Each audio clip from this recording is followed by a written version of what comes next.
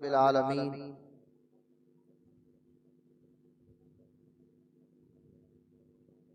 अंदर की आवाज हाँ चेक करो। अरे ठीक है चलो। अल्हम्दुलिल्लाह अल्हम्दुलिल्लाहि रब्बिल आलमीन वस्सलातु वस्सलामु अला सय्यिदिल मुरसलीन व अला आलिहि व अस्हाबिहि अजमाइन। अम्मा बाद वक़ाल अल्लाहु तआला फ़िल क़ुरआनिल मजीद फ़अऊज़ु बिल्लाहि मिनश शैतानिर रजीम। बिस्मिल्लाहिर रहमानिर रहीम। क़ुल ला अस्अलुकुम अलैहि अजरन इल्लल मवद्दता फ़िल क़ुरबा।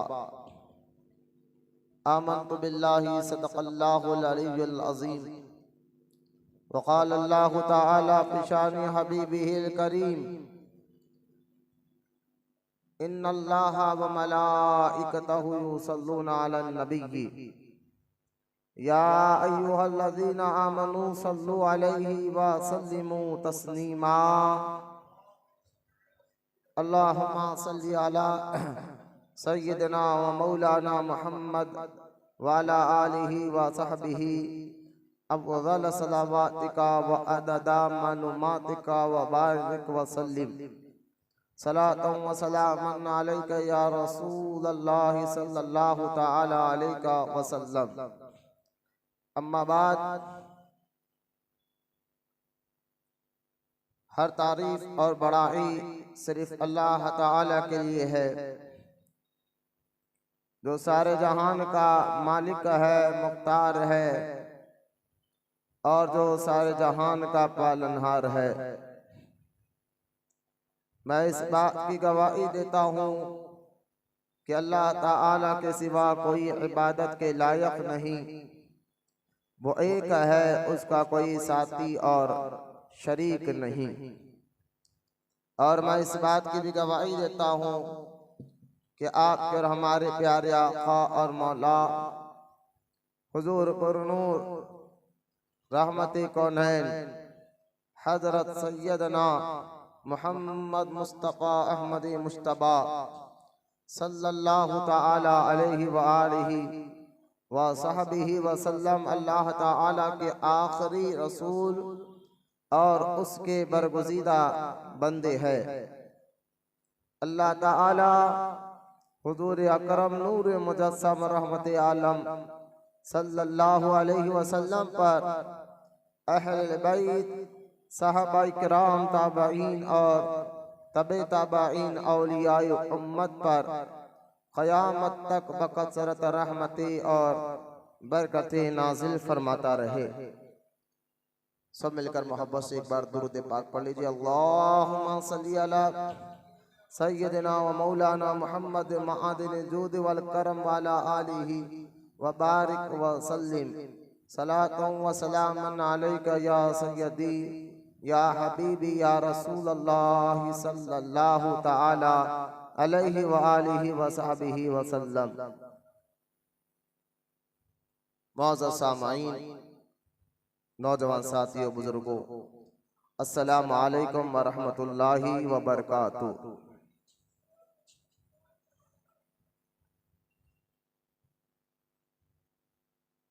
ये रजब का मुबारक महीना और इसका ये आखिरी जुमा है। फिर आने वाला जुमा शाबान मुअज़्ज़म का होगा। और रजब के इस मुबारक महीने में कई एक अल्लाह के बरगुज़ीदा हस्तियों का उर्स भी होता है और उनके पैदाइश का दिन भी है। उनमें से एक जो जिनको अल्लाह ताला ने बहुत ऊंचा मुकाम अता फरमाया है, जिनका नाम हजरत सैयदना इमाम जाफर सादिक रज़ी अल्लाह ताला अन्हु है, जो हम अहले सुन्नत व जमात के यहाँ हम कुंडूम की नियाज जो करते हैं उन्हीं की निस्बत से करते हैं। तो आज मैं आपके सामने हजरत सैयदना इमाम जाफ़र सादिक़ रज़ी अल्लाह ताला अन्हु के फ़ज़ाइल और कुछ उनके इल्मी मुकाम व मर्तबा जो अल्लाह ताला ने उनको अता फरमाया है और उनके ज़रिए से हमें जो सबक मिलेगा उस पर मेरे आज का ये बयान होगा। मैं दुआ करता हूँ अल्लाह ताला से, अल्लाह हम तमाम को कहने सुनने से ज़्यादा अमल की तौफीक अता फरमाए। क़बल इसके कि मैं अपने उन्वान अपने टॉपिक पर आऊँ, फिर से सब एक मर्तबा मोहब्बत और अक़ीदत के साथ हुज़ूर अकरम सल्लल्लाहु ताला अलैहि वसल्लम की बारगाह अक़दस में दुरूद पाक का नजराना पेश करें। सब मिलकर पढ़िए अल्लाहुम्मा सल्ली अला सय्यिदना मौलाना मुहम्मद मआदिन जुद वल करम वाला आलिहि व बारिक व सल्लिम। अल्लाहुम्मा नूर नूर अल नूर सल्ली अला नूरिकल मुनीर वाला आलिहि व बारिक व सल्लिम। सलातु व सलामन अलैका या रसूल अल्लाह सल्लल्लाहु ताला अलैका वसल्लम। इस्लाम में अल्लाह ताला ने जो हुजूर के ज़रिए में जो दीन इस्लाम अता फरमाया है, ये इस्लाम में जहाँ कलमा पढ़ने के बाद मुसलमानों पर जो इबादतें अल्लाह उसके रसूल ने हम पर फ़र्ज की है, कलमा पढ़ने वाले को उन तमाम इबादतों का अदा करना लाजिम और ज़रूरी होता है। तो इबादतें जो अल्लाह उसके रसूल ने हमें अता फरमाई है, उन इबादतों में एक बदनी इबादत होती है, एक माली इबादत होती है, एक मुरक्कब इबादत होती है और एक वो इबादत है जो शख्सियात को लेकर होती है। लिहाजा तमाम इबादतें हर कलमा पढ़ने वालों को अपने अपने वक्त पर अदा करना लाजिम और ज़रूरी होता है। इसी को मुसलमान कहते हैं, इसी को अहले ईमान कहते हैं। लिहाजा जहाँ अल्लाह ताला ने नमाज, रोज़ा और मालदारों पर हज फ़र्ज किया, ज़कात फ़र्ज किया है और ये तमाम इबादतें हम पर लाजिम और ज़रूरी जो कलमा पढ़ने के बाद हर मुसलमान पर लाजिम और ज़रूरी हो जाते हैं, उनका अदा करना और उस पर अमल करना, ये अल्लाह का हुक्म है, अल्लाह ताला का फरमान है कि हर अहले ईमान के लिए। इसी तरह अल्लाह ताला ने जहाँ नमाज, रोज़ा, हज, ज़कात, चाहे माँ बाप की खिदमत हो, रिज़्क़ हलाल कमाना हो, हराम रोज़ी से बचना हो, ये तमाम बातें अल्लाह ताला ने कुरान और हदीस के ज़रिए हमें बताई है और उन पर अमल करना हर मुसलमान पर लाजिम और ज़रूरी है। इसी तरह कुरान पाक में अल्लाह ताला ने अपने महबूब और अल्लाह ताला ने अपने पसंदीदा बंदों से का जिक्र कर कर ये भी कलमा पढ़ने वाले अहले ईमान को हुक्म दिया है कि जो जिसको मैं मोहब्बत करता हूँ, जिसे अल्लाह ताला पसंद करता है, उनसे मोहब्बत करना और उनका अदब करना, उनकी ताज़ीम करना, ये भी एक ईमान का हिस्सा है। ये भी जो है अल्लाह का हुक्म है। अल्लाह के पसंदीदा बंदों से मोहब्बत करना, अल्लाह के पसंदीदा बंदों की इज्जत करना, अल्लाह ताला के पसंदीदा बंदों का अदब करना, उनका ताज़ीम करना, उनका जिक्र करना और उनकी याद को मनाना, ये भी अल्लाह ताला का हुक्म कुरान पाक में मौजूद है।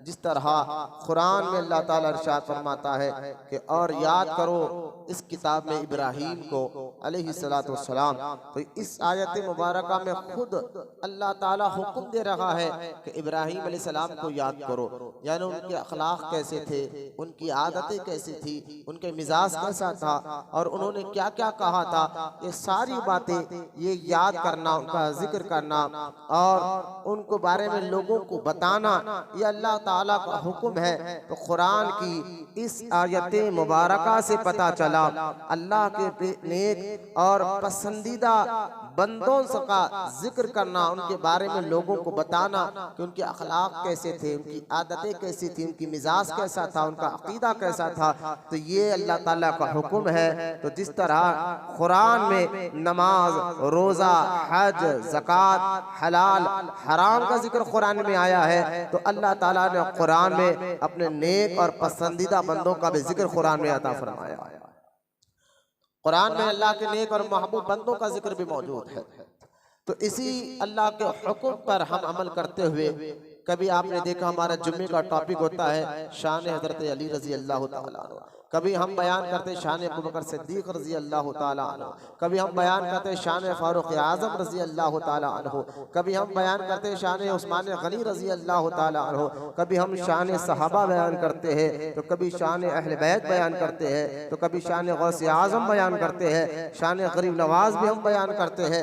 अल्लाह के पसंदीदा बंदे जो मुसलमानों के यहाँ मशहूर है कि गरीब नवाज अल्लाह के पसंदीदा बंदे हैं, बंदा नवाज अल्लाह के पसंदीदा बंदे हैं, निजामुद्दीन औलिया अल्लाह के पसंदीदा बंदे हैं, सहाबा इकराम अल्लाह के पसंदीदा बंदे हैं, अल्लाह अहले बैत ये अल्लाह के पसंदीदा बंदे हैं। तो हम उनका जिक्र कर कर अल्लाह के हुक्म पर अमल करते हैं, क्योंकि कुरान में अल्लाह पाक ने हुक्म अता फरमाया।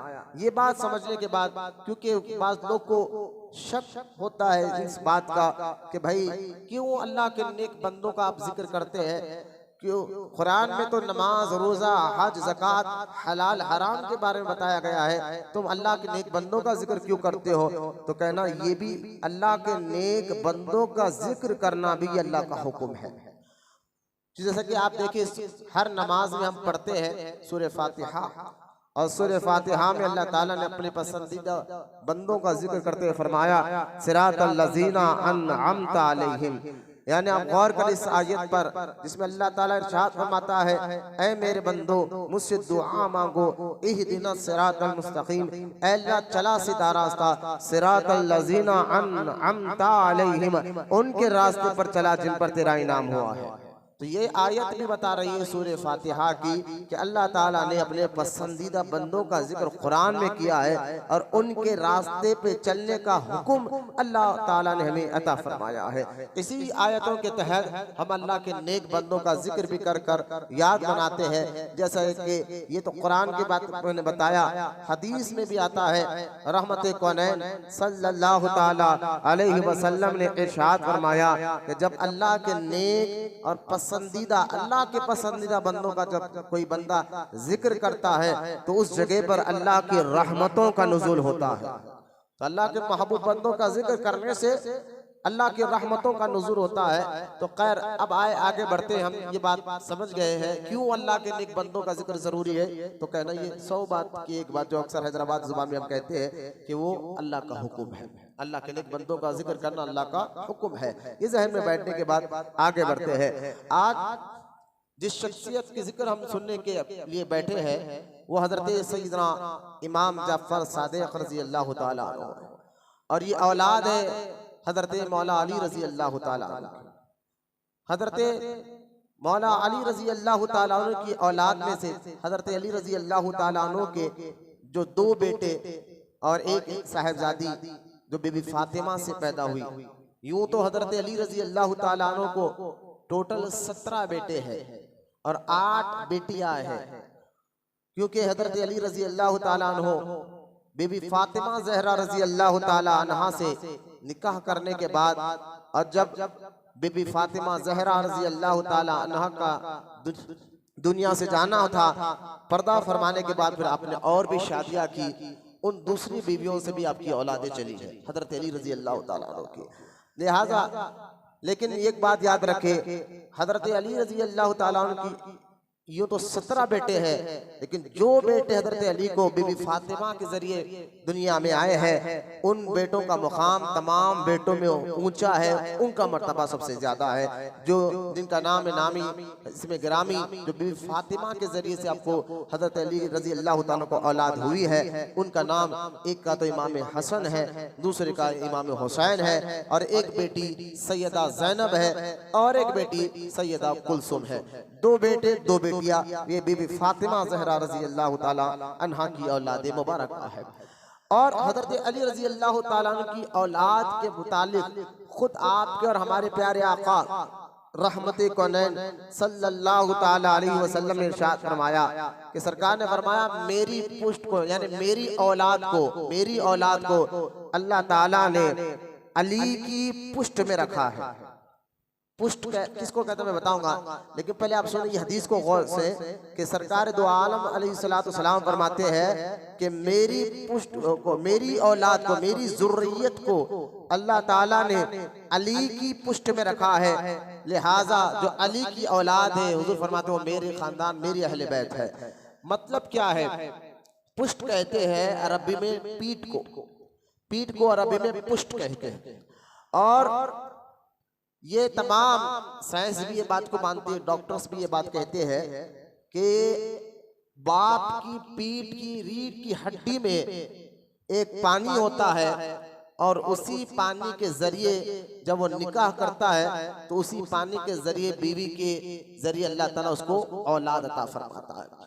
तो जो पानी होता है पीठ की रीढ़ की हड्डी में वो असल पानी नहीं, उसकी औलाद होती है जो शादी के बाद जो है फिर अल्लाह उनको अता फरमाता है। तो याद रखे हमारी औलादें हमारे पीठ में होती है, यानी एक पानी की शक्ल में। ये हदीस पाक में भी आया है, साइंस भी इस बात को मानती है कि मर्द आदमी के अंदर रीढ़ की हड्डी में एक पानी होता है जिसके जरिए से बीवी को हमल ठहरता है। लिहाजा सरकार फरमाते हैं मेरी औलाद को अल्लाह ताला ने अली की पुष्ट में रखा है, हजरत अली रजी अल्लाह ताला उनकी पुष्ट में रखा है। तो सरकार इसलिए फरमाते हैं जिसने, आप देखे सरकार दो आलम अलैहिस्सलाम फरमाते हैं कि जिसने अली से मोहब्बत की और मेरी बेटी फातिमा से मोहब्बत की, अली के बेटे हसन और हुसैन से मोहब्बत की, उसने मुझसे मोहब्बत की, और जिसने मुझसे मोहब्बत की उसने अल्लाह ताला से मोहब्बत की, और जो अल्लाह ताला से मोहब्बत करता है अल्लाह उसको जन्नत में दाखिल फरमाता है। लिहाजा ये बात समझने के बाद आप देखिए, पहले मैं कुरान की एक आयत मुबारका के तहत आपको बात समझाने की कोशिश करता हूँ ताकि आपको समझ में आ जाए हजरत इमाम जाफर सादिक है कौन। इमाम जाफर सादिक रजी अल्लाह ताला अन्हु हजरत मौला अली के बेटे इमाम हुसैन रजी अल्लाह ताला अन्हु के बेटे इमाम ज़ैनुल आबिदीन रजी अल्लाह ताला अन्हु के बेटे इमाम मोहम्मद बिन बाकर रजी अल्लाह ताला अन्हु है, और उनके बेटे हजरत इमाम जाफर सादिक रजी अल्लाह ताला अन्हु है। लिहाजा इमाम जाफर सादिक रजी अल्लाह ताला अन्हु बेटे हैं मौला अली रजी अल्लाह ताला अन्हु के औलाद में से है। अब कुरान में अल्लाह ताला ने हुजूर के खानदान की अहमियत भी बताई। जहां कुरान पाक में अल्लाह ताला ने नमाज, रोजा, हज, ज़कात का जिक्र फरमाया है, वहीं पर कुरान पाक में अल्लाह ताला ने हुजूर अकरम रहमत कौनैन सल्लल्लाहु ताला अलैहि वसल्लम के खानदान और उनकी औलाद, उनके रिश्तेदारों के बारे में कुरान में अल्लाह पाक ने आयतें उतार कर बताई है कि इनका भी मुकाम बहुत बुलंद और ऊंचा है। जैसा कि सूरह शुरा की आयत मुबारका है, अल्लाह ताला इरशाद फरमाता है खुल ला असअलुकुम अलैहि अजरन इल्लल मवद्दता फिल कुर्बा। उनको नींद आ रही क्या? देखो नींद आ रही तो बाहर चले जाओ बेटा, ऐसा देखो उठो, फोन से जेबक में रखो, फोन जेबक में रखो, आस्तीन की गुंडियां लगाओ, मस्जिद में बैठे हुए अल्लाह के घर में। लिहाजा कुरान पाक में जो है एक ने कई आयतें अल्लाह ताला ने जिसमें हुजूर के खानदान और हुजूर की अजमत के बारे में इरशाद फरमाया, जो सूरह शुरा की मैंने अभी आयत पढ़ी है, खुल्ला असअलुकुम अलैहि अजरन इल्लल मवद्दता फिल कुर्बा। अल्लाह ताला इरशाद फरमाता है कुल ए हबीब कहिए कि इल्लल मवद्दता फिल कुर्बा असअलुकुम अलैहि अजरन इल्लल मवद्दता फिल कुर्बा, कि मैंने जो दीन इस्लाम की जो तुम्हारे पर खिदमत की है। अरे आस्तीन की गुंडियां टूटे हुए हैं क्या? हाँ टूटे हुए गुंडियां लगाओ। मुसलमान हो कितने साल हो गए, मस्जिद में बैठने का अदब नहीं मालूम है? छोटे बच्चे हैं तो अल्लाह के घर में बैठे हुए, जिम में नहीं बैठे हुए पहलवान कुश्ती करने के वास्ते। ताला ने अपने हबीब अलैहिस्सलातु सलाम के खानदान का जिक्र भी फरमाया। जो आयत मैंने पढ़ी जिसे अल्लाह फरमाता है कि मैं हबीब आप कह दीजिए कि दीन की खिदमत के बदले में कोई अजर नहीं लेता। असअलुकुम अलैहि अजरा, कुछ अजर नहीं चाहिए। अगर तुम मुझे खुश करना ही चाहते हो तो अल्लाह ताला फरमाता हबीब कह दीजिए इल्लल मवद्दता फिल कुर्बा। अल्लाह इरशाद फरमाता फिर तुम मेरे अहले बैत से मोहब्बत करो, मेरे खानदान से मोहब्बत करो, उनका अदब करो। अब आप कहेंगे ये आयत उतरी क्यों है, तो इस पर भी मुफस्सरीन ने बहुत से बातें लिखी है कि सहाबा इकराम ने जब हुजूर अलैहिस्सलाम को, हमारे नबी को मदीने मुनव्वरा में देखा कि सरकार के घर बार भी है, बीवी औलाद भी है, लेकिन सरकार सारा वक्त दीन की खिदमत में लगाते हैं, तो सहाबा इकराम ने कहा कि चलो कुछ नजराना हुजूर की बारगाह में दे ताकि सरकार अपना घर भी चलाए। तो उन्होंने कुछ पैसे, कुछ नजराने जमा किया और जमा कर कर जो है हुजूर अलैहिस्सलाम की बारगाह में पेश किया। कहा कि या अल्लाह के रसूल अलैहिस्सलाम, ये कुछ नजराने अकीदत हम लाए हैं, आप हर वक्त दीन के काम में मशगूल होते हैं, आका आपके घर बार भी तो है, लिहाजा ये नजराना कबूल फरमाइए। तो अल्लाह के रसूल अलैहिस्सलाम ने फरमाया कि मैं उस वक्त तक इसको कबूल नहीं करूंगा जब तक मुझे पता नहीं चले मेरे रब का हुक्म क्या है मेरे लिए। अब जब ये सहाबा इकराम के अकीदे भी सच्चे थे, दिल भी साफ था, अच्छी नीयत से वो पैसे लाए थे, वो जानते थे अगर रसूल खुश हो जाए तो अल्लाह खुश हो जाता है, रसूल राजी हो जाए तो अल्लाह राजी हो जाता है। लिहाजा वो तो हुजूर को राजी करना चाहते थे, वो हमारे नबी को खुश करना चाहते थे, लेकिन अल्लाह ताला ने उसी वक्त कुरान में ये आयत मुबारका नाज़िल फरमाई जिसमें अल्लाह पाक फरमाता है कुल, ऐ हबीब कह दो अपने आप को, कुल ला अस्अलुकुम अलैहि अजरा, मैं जो दीन इस्लाम की खिदमत कर रहा हूँ, नमाज तुम्हें दे कर रहा हूँ, रोजे के बारे में मैंने तुम्हें बताया है, ज़कात के बारे में, हज के बारे में, हलाल हराम के बारे में, ये सारे दीन की जो मैं खिदमत कर रहा हूँ, इसके बदले मुझे कोई अजर नहीं चाहिए, इसके बदले मुझे कोई अजर नहीं चाहिए। लेकिन अल्लाह जानता था सहाबा इकराम की नीयतों को, वो इस नीयत से आए थे, उनका दिल साफ था, कोई माज़अल्लाह वो हुजूर पर एहसान करना नहीं जानते थे, बल्कि उनका नीयत साफ थी, दिल साफ था, पाक नीयत के साथ वो आए थे। तो अल्लाह जानता था हुजूर के सहाबा के दिलों को, नीयतों को, तो अल्लाह पाक ने फरमाया हबीब इनको तो इनसे उजरत तो ना ले, कह दे कि मैं ये काम अल्लाह के लिए करता हूँ, लेकिन इनकी नीयत अच्छी है, ये सवाब कमाना चाहते हैं, तुझको राजी कर कर मुझे राजी करना चाहते हैं, लिहाजा हबीब मैं बताता हूँ कि मैं राजी कब होता हूँ, लिहाजा तो ये कह दे अजर तो नहीं चाहिए, लेकिन इल्लल मवद्दता फिल कुर्बा, जो तेरे खानदान वाले हैं उनसे मोहब्बत करे, जो तेरे खानदान वाले हैं उनसे मोहब्बत करे। तो ये आयत मुबारका और कुरान पाक में आयत ततहीर भी है और सूरे जो और दीगर आयात भी है जिसमें अल्लाह ताला ने हुजूर अकरम सल्लल्लाहु ताला अलैहि वसल्लम की अहले बैत खानदान को जो है उनका मुकाम और मर्तबा बताया है। इस आयतों के तहत अल्लाह उलमाए किराम बयान फरमाते हैं कि सहाबा और अहले बैत यानी अहले बैत से मोहब्बत करना नमाज की तरह फर्ज है। लेकिन एक और बात मैं आपको बताता चलो, देखिए ये मैंने अभी आपको बताया अहले बैत, और अहले बैत ये हुजूर ये अरबी लफ्ज है, अहले बैत यानी नबी के घर वाले। मैं आसान उर्दू में इसलिए बताता हूँ, कुछ लोग मोटे जहन के बेटे को पता नहीं चलता कि बोल क्या रहे हैं, तो तकरीर में रुक रुक कर ठहर ठहर के इसलिए करता हूँ। अहले इल्म तो इस बातों को जानते हैं, लेकिन जो बेचारे मोटे जहन उनको पता नहीं कि अरबी में क्या बोल रहे हैं मौलाना, तो अगर जो उसका माना उनको पता चल जाए फिर आने वाली तकरीर भी आसानी से उनको समझ में आती है। तो ये अहले बैत से मुराद नबी के घर वाले।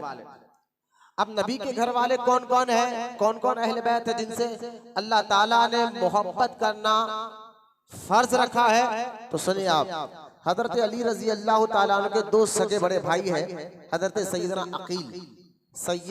अकील रजी अल्लाह ताला अन्हु, वो और उनकी औलाद ये नबी के घर वाले।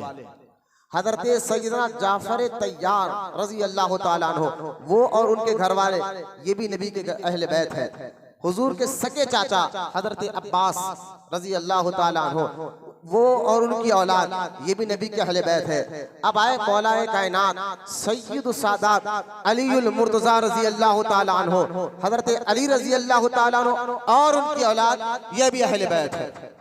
लेकिन एक और मैं बात क्लियर करना चाहता हूँ, मैंने अभी जो बात बताई आपको कि हजरत अली रजी अल्लाह ताला अन्हु ने बीबी फातिमा ज़हरा रजी अल्लाह ताला अन्हा के बाद भी और भी निकाह हुजूर ने किए हैं, उनसे भी औलाद हुई है। लेकिन अगर हम देखें हजरत अली के भाइयों की औलाद को सामने रखे, हजरत अकील, हजरत जाफर और हजरत अली रजी अल्लाह ताला अन्हो और हुजूर के चाचा हजरत अब्बास की भी औलाद को सामने रखे, तो इन सब में सबसे ज्यादा फजीलत वाले और अहमियत वाले हजरत अली की औलाद में वो औलाद है जो बीबी फातिमा से पैदा हुई है। वो सबसे ज्यादा अफजल सादात में, इन सैयदों में, हुजूर के खानदान में वो सबसे ज्यादा अल्लाह उसके रसूल के करीब है जो बेटे हैं अली के, जो औलाद है बीबी फातिमा के। तो बीबी फातिमा क्या जो बच्चे हैं वो तमाम हुजूर के चाचा के बच्चों से अफजल है। बीबी फातिमा के बच्चे हजरत अकील जो हजरत अली के भाई अकील है उनके बच्चों से भी अफजल है। बीबी फातिमा के बच्चे हजरत जाफर तैयार के बच्चों से भी अफजल है। क्यों? क्योंकि उनके वालिद अली है तो माँ फातिमा जहरा है जो खातून जन्नत है रजी अल्लाह ताला अन्हा। ये भी अकीदा जहन में रखे। लेकिन मैं आखिरी और बात कहकर अहले बैत के बारे में आपको एक और मैं आपको सुनाना चाहता हूँ, जिसका कि मुफ्ती जलालुद्दीन अमजदी रहमतुल्लाहि ताला अलैह अपनी किताब खुतबात मुहर्रम में एक बहुत बेहतरीन हदीस पाक लाया है। आप फरमाते कि हजरत अल्लामा इमाम फखरुद्दीन राजी रहमतुल्लाहि ताला अलैह अपनी तफसीर में एक बहुत बड़ी हदीस को नकल फरमाया है। जरा हदीस सुनिए आप और हुजूर के खानदान की मोहब्बत का इनाम देखिए आप। अल्लाह भी कहता है हुजूर के खानदान से मोहब्बत करो और उसका इनाम क्या है, अभी हदीस सुनिए आप। एक तवील हदीस है। हुजूर सल्लल्लाहु अलैहि वसल्लम ने फरमाया जो मेरी अहले बैत की मोहब्बत पर मरे, जो मेरी अहले बैत की मोहब्बत पे फौत हो, अल्लाह ताला उसको शहादत का सवाब अता फरमाता है, यानी शहादत की मौत उसको अता फरमाता है। और नबी करीम सल्लल्लाहु ताला अलैहि वसल्लम फरमाते, देखिए हुजूर के खानदान की मोहब्बत का फायदा क्या है। आप यानी कि शहीद का मुकाम क्या है जो अल्लाह के राह में। अब शहीद की किस्मों पर मैं नहीं जाता कि सिर्री एक है, जहरी एक है, लेकिन बताता हूँ शहीद का मुकाम बहुत ऊंचा होता है। आप गौर करें हदीस पाक में कि जो हुजूर के खानदान की मोहब्बत जिसके दिल में होती है उसी में इंतकाल भी कर जाता है, अल्लाह ताला उसको शहादत का सवाब अता फरमाता है। और हदीस पाक में आता है जो शख्स अहले बैत की मोहब्बत में मरा अल्लाह उसके सारे गुनाह माफ फरमा देता है। बोले सुभान अल्लाह। अल्लाह उसके सारे गुनाह माफ फरमा देता है। और हदीस पाक में ये जो तवील हदीस इमाम फखरुद्दीन राजी रहमतुल्लाहि ताला अलैह ने तफसीर कबीर में लाई है, उसका मैं ये हदीस आपके सामने पढ़ रहा हूँ और सुने आप। नबी करीम सल्लल्लाहु ताला अलैहि वसल्लम ने फरमाया जो शख्स अहले बैत की मोहब्बत में मरा गोया वो ताइब होकर मरा, यानी अल्लाह उसकी भी बख्शिश फरमा देता है, ताइब होकर मरा। अब ताइब की तफसीर नहीं करता, बहुत लंबी चले जाएंगे। आप सुने हदीस पाक हुजूर अलैहिस्सलाम फरमाते हैं जो अहले बैत की मोहब्बत पर मरा वो मुकम्मल ईमान के साथ दुनिया से गया, ईमान सलामत लेकर गया, मुकम्मल ईमान के साथ दुनिया में गया। फिर आगे हुजूर फरमाते हैं सुन लो जो शख्स अहले बैत की मोहब्बत में फौत हुआ उसको मलकल मौत यानी इज़राइल अलैहिस्सलाम फिर मुनकिरैन जन्नत की बशारत देते हैं। मलकल मौत और खबर में आने वाले नकीरैन जो अहले बैत की मोहब्बत मरता, हुजूर के खानदान की मोहब्बत दिल में रखकर दुनिया से जाता है तो जो रूह निकालने वाले फरिश्ते हैं मलकल मौत, और जो खबर में आने वाले फरिश्ते हैं रूह निकालने वाले फरिश्ता मलकल मौत भी कहते हैं मुबारक हो अल्लाह तुझे जन्नत अता फरमाएगा। और खबर में जाने के बाद वो फरिश्ते जो सवाल करने आते हैं नकीरैन वो भी कहते हैं मुबारक हो अल्लाह तुझे जन्नत अता फरमाएगा। ये अहले बैत की मोहब्बत का इनाम है। हजरत अहले बैत की मोहब्बत का इनाम है।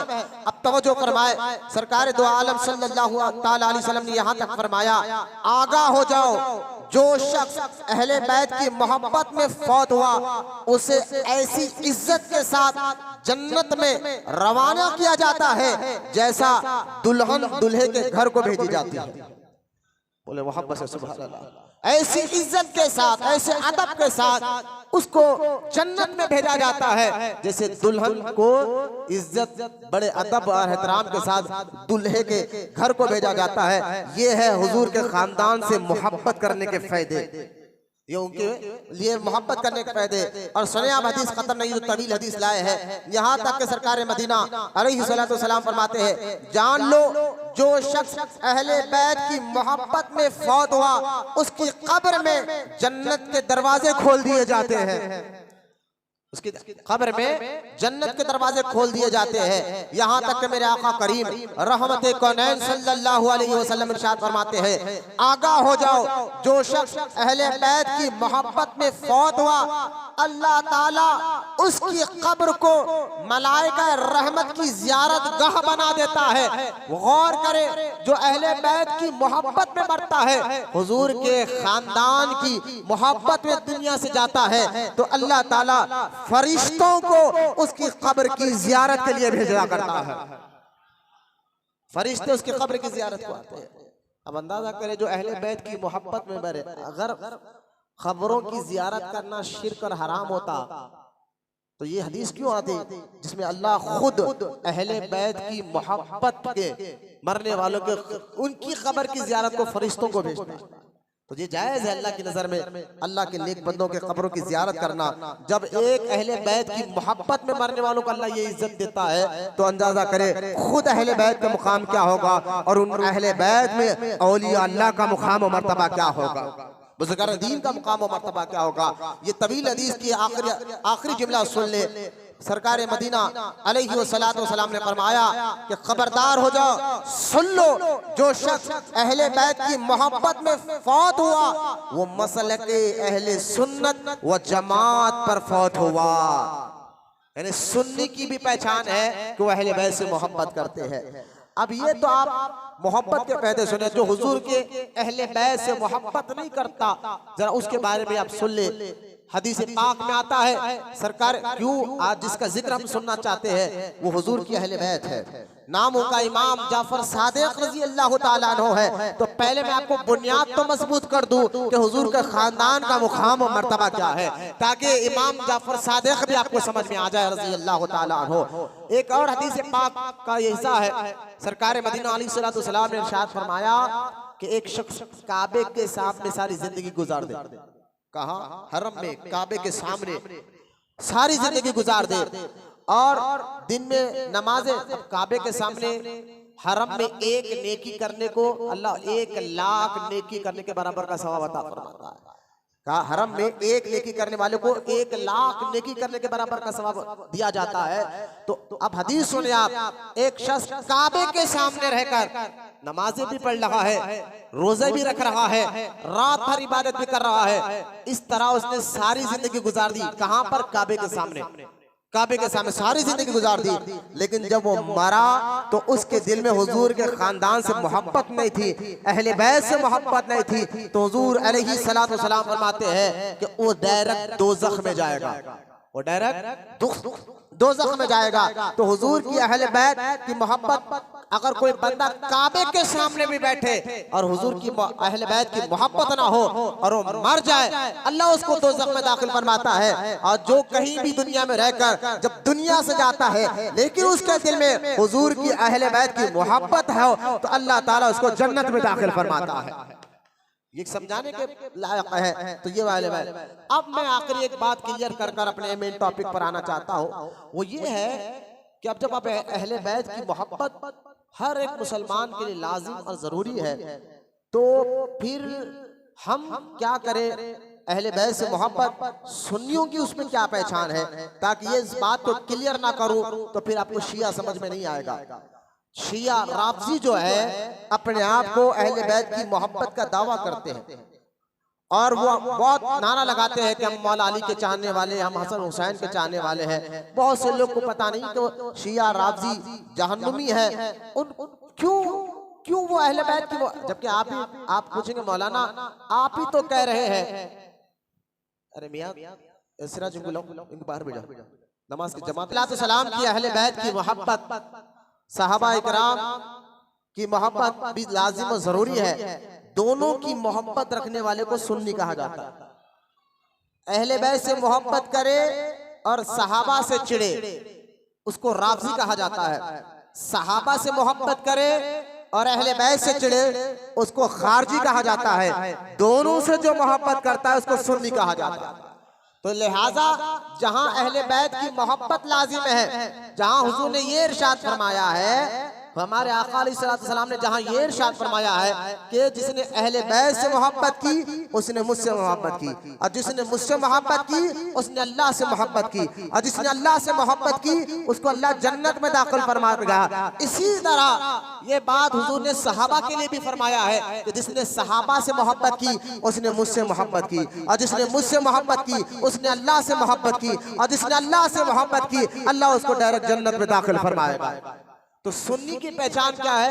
राफजी जो है अहले बैत से मोहब्बत का दावा करते हैं, लेकिन अबू बकर सिद्दीक को माज़अल्लाह गालियां देते हैं, हज़रत उमर इब्न खत्ताब को गालियां देते हैं, सैयदना आयशा सिद्दीक़ा रज़ी अल्लाह तआला अन्हा की शान में गुस्ताखियां करते हैं, सैयदना अमीर माविया रज़ी अल्लाह तआला अन्हु की शान में गुस्ताखियां करते हैं। तो ये राफजी है जो अहले बैत की मोहब्बत तो उनके दिल में रहने का वो दावा करते हैं, लेकिन सहाबा की शान में तबर्रा करते नजर आते हैं, गुस्ताखियां करते नजर आते हैं। और कुछ लोग सहाबा से तो मोहब्बत करते हैं, हज़रत अबू बकर सिद्दीक से मोहब्बत करते हैं, फारूक आजम से मोहब्बत करने का दावा करते हैं, सहाबा से तो मोहब्बत करने का दावा करते हैं, लेकिन वो माज़अल्लाह कभी वो हज़रत अली की शान में गुस्ताखी करते नजर आते हैं, कभी इमाम हसन इमाम हुसैन रज़ी अल्लाह तआला अन्हु की शान में गुस्ताखियां करते नजर आते हैं, अहले बैत की शान में गुस्ताखियां करते नजर आते हैं। ये दोनों के जो अहले बैत से मोहब्बत करे और सहाबा से मोहब्बत ना करे वो भी ईमान वाला नहीं, जो सहाबा से मोहब्बत करे और हुजूर के खानदान से मोहब्बत ना करे वो भी जो है बदमज़हब, वो भी ईमान वाला नहीं। जो दोनों से मोहब्बत करे उसको सुन्नी कहा जाता है, उसी को आशिक़ी रसूल कहा जाता है, और इंशाअल्लाह वही जन्नत में जाने वाला तबका होगा। अच्छा, ये जुमला जो है ना, मुल्ला जीवन रहमतुल्लाह ताला अलैह, मुल्ला जीवन कौन है? मुल्ला जीवन औरंगजेब के उस्ताद हैं अलैहि रहमतुल्लाह। मुल्ला जीवन बहुत बड़े आलिम दीन, और फतवाए आलमगीरी जब लिखा गया है 500 उलमा को बिठाकर उनमें आप सब के सदर थे मुल्ला जीवन रहमतुल्लाह ताला अलैह। इतने बड़े बुजुर्ग, औरंगजेब के उस्ताद, और जो है बहुत बेहतरीन जो है ना मुहद्दिस फकी आप गुजरे अपने दौर में, औरंगजेब के दौर में। उनकी किताब है नूरुल अनवार, नूरुल अनवार। उस किताब में आपसे पूछा गया मुल्ला जीवन से, इतना बड़ा आलिम से आज से 500 साल पहले जब पूछा गया, हुजूर ये बताए सुन्नी कौन है, सुन्नी कौन है? तो मुल्ला जीवन रहमतुल्लाह ताला ने फरमाया कि सुन्नी वो है जो तमाम सहाबा से मोहब्बत तो करे, लेकिन तमाम सहाबा में शेखैन को अफजल जाने, तमाम सहाबा में शेखैन को अफजल जाने, और खतनैन से मोहब्बत करे, खतनैन से मोहब्बत करे। शेखैन कौन है, खतनैन कौन है? मुल्ला जीवन रहमतुल्लाह ताला अलैह सुन्नी होने की पहचान ये है वो सहाबा तो मोहब्बत करता है, लेकिन तमाम सहाबा में शेखैन को अफजल जानता है, खतनैन से मोहब्बत करता है। तो शेखैन से मुराद हजरत अबू बकर, हजरत उमर रज़ी अल्लाह ताला अन्हु अजमाइन है। जब भी शेखैन का लफ्ज आए तो ये दो सहाबी ज़हन में आ जाना चाहिए, हजरत अबू बकर सिद्दीक और हजरत उमर इब्न खत्ताब रज़ी अल्लाह ताला अन्हु। तो शेखैन से मुराद अबू बकर और उमर है। खतनैन, खतनैन अरबी में दामाद को कहते हैं, दामाद को खतनैन कहते हैं, लिहाजा खतनैन से मुराद उस्मान गनी और हजरत अली रज़ी अल्लाह ताला अन्हु है। अब मुल्ला जीवन फरमाते सुन्नी वो है जो तमाम सहाबा से मोहब्बत करे, लेकिन सहाबा में शेखैन को अफजल जाने और खतनैन से मोहब्बत करे। तो आज एक फिरका दुनिया में है सहाबा से मोहब्बत करता है लेकिन अहले बैत को गाली देता है, माज़अल्लाह शान में गुस्ताखियां करता है, उसको वहाबी कहते हैं, उसको खारजी कहते हैं। और एक वो लोग हैं जो अहले बैत से मोहब्बत करते हैं लेकिन सहाबा की शान में गुस्ताखियां करते नजर आते हैं, उनको राफजी कहा जाता है, शिया कहा जाता है। और सुन्नी वो है जो दोनों से मोहब्बत करता है। अहले सुन्नत व जमात के नजदीक सहाबा से भी मोहब्बत लाजिम और जरूरी है, तो हुजूर की अहले बैत से भी मोहब्बत और लाजिम जरूरी है। अहले सुन्नत व जमात के नजदीक सहाबा का भी अदब जरूरी है, तो अहले बैत का भी अदब जरूरी है। हम दोनों से मोहब्बत करते हैं, हम दोनों का अदब करते हैं, हम दोनों की इज्जत करते हैं, इसलिए हमको सुन्नी मुसलमान शॉर्ट में कहा जाता है। अहले सुन्नत व जमात वो जमात है जो सहाबा और अहले बैत से मोहब्बत करता है। सीधा बैठो, सीधा बैठिए। लिहाजा आप ये बात समझने के बाद आगे बढ़ते हैं हजरत इमाम जाफर सादिक की बारगाह में। अब सुन्नी होने की पहचान हम समझ गए ना, हम दोनों से मोहब्बत करते हैं, सहाबा और अहले बैत दोनों का अदब करते, दोनों की इज्जत करते। मैं और भी ख्याल आता तबक़ात हनफिया में इमाम आज़म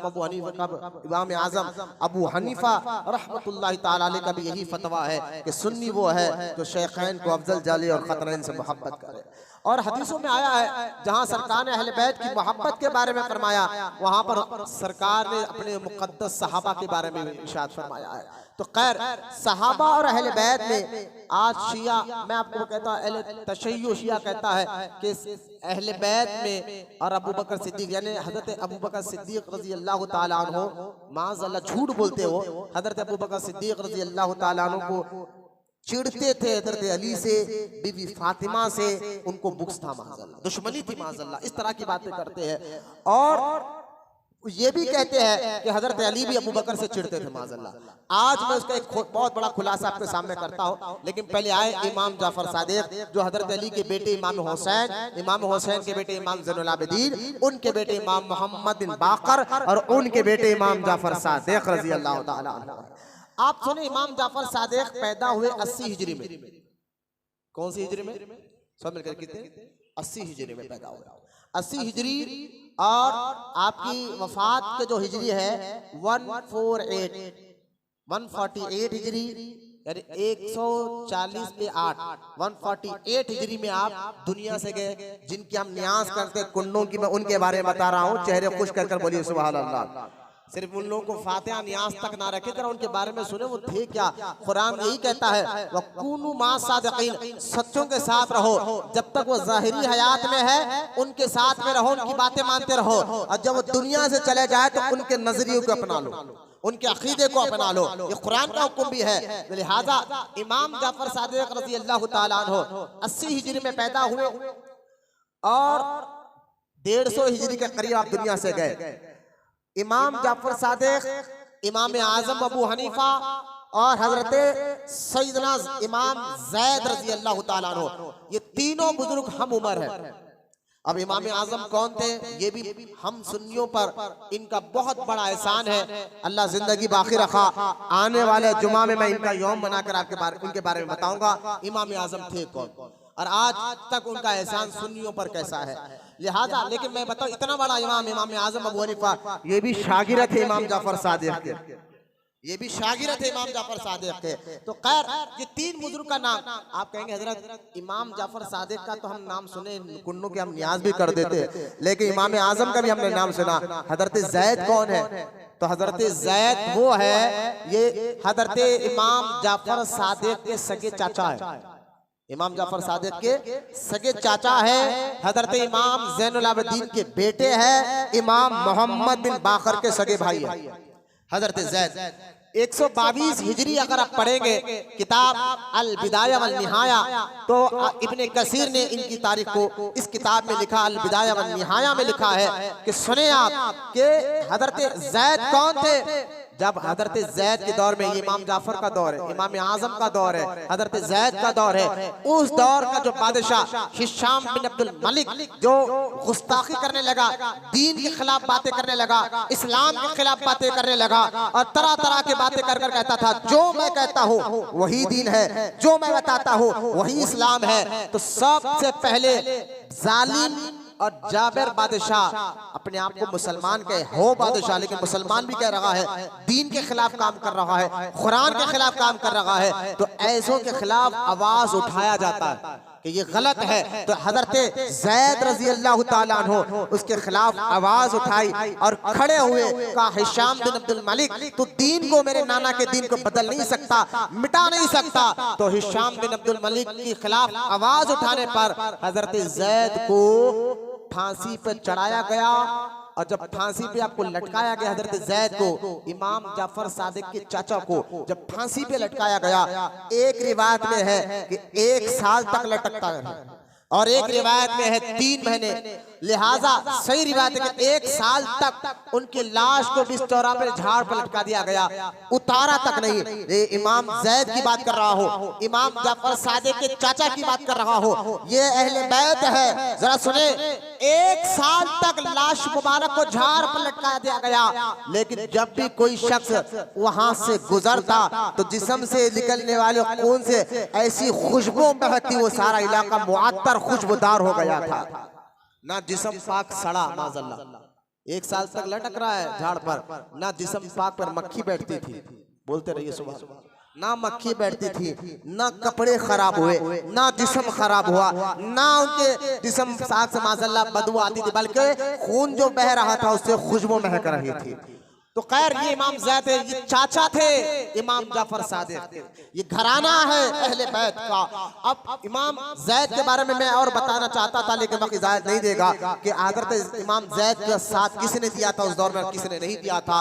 खैर हज़रत इमाम जाफर सादिक रज़ी अल्लाह तआला अन्हु के वालिद इमाम मोहम्मद बिन बाकर और इमाम मोहम्मद बिन बाकर रज़ी अल्लाह तआला अन्हु, इन ये खुद मैं क्या बताऊं कि इनका मुकाम व मर्तबा क्या है। अल्लाह ताला ने इनको इल्म ज़ाहिर के साथ साथ इल्म बातिन के ऊंचे मुकाम अता फरमाया था है। लिहाजा जब इमाम अहमद रज़ा खान रहमतुल्लाह ताला अलैह से पूछा गया आला हज़रत से कि हुजूर इस उम्मत में गौसियत कुबरा पर सबसे पहले कौन फाइज हुए, इस उम्मत में गौसियत कुबरा।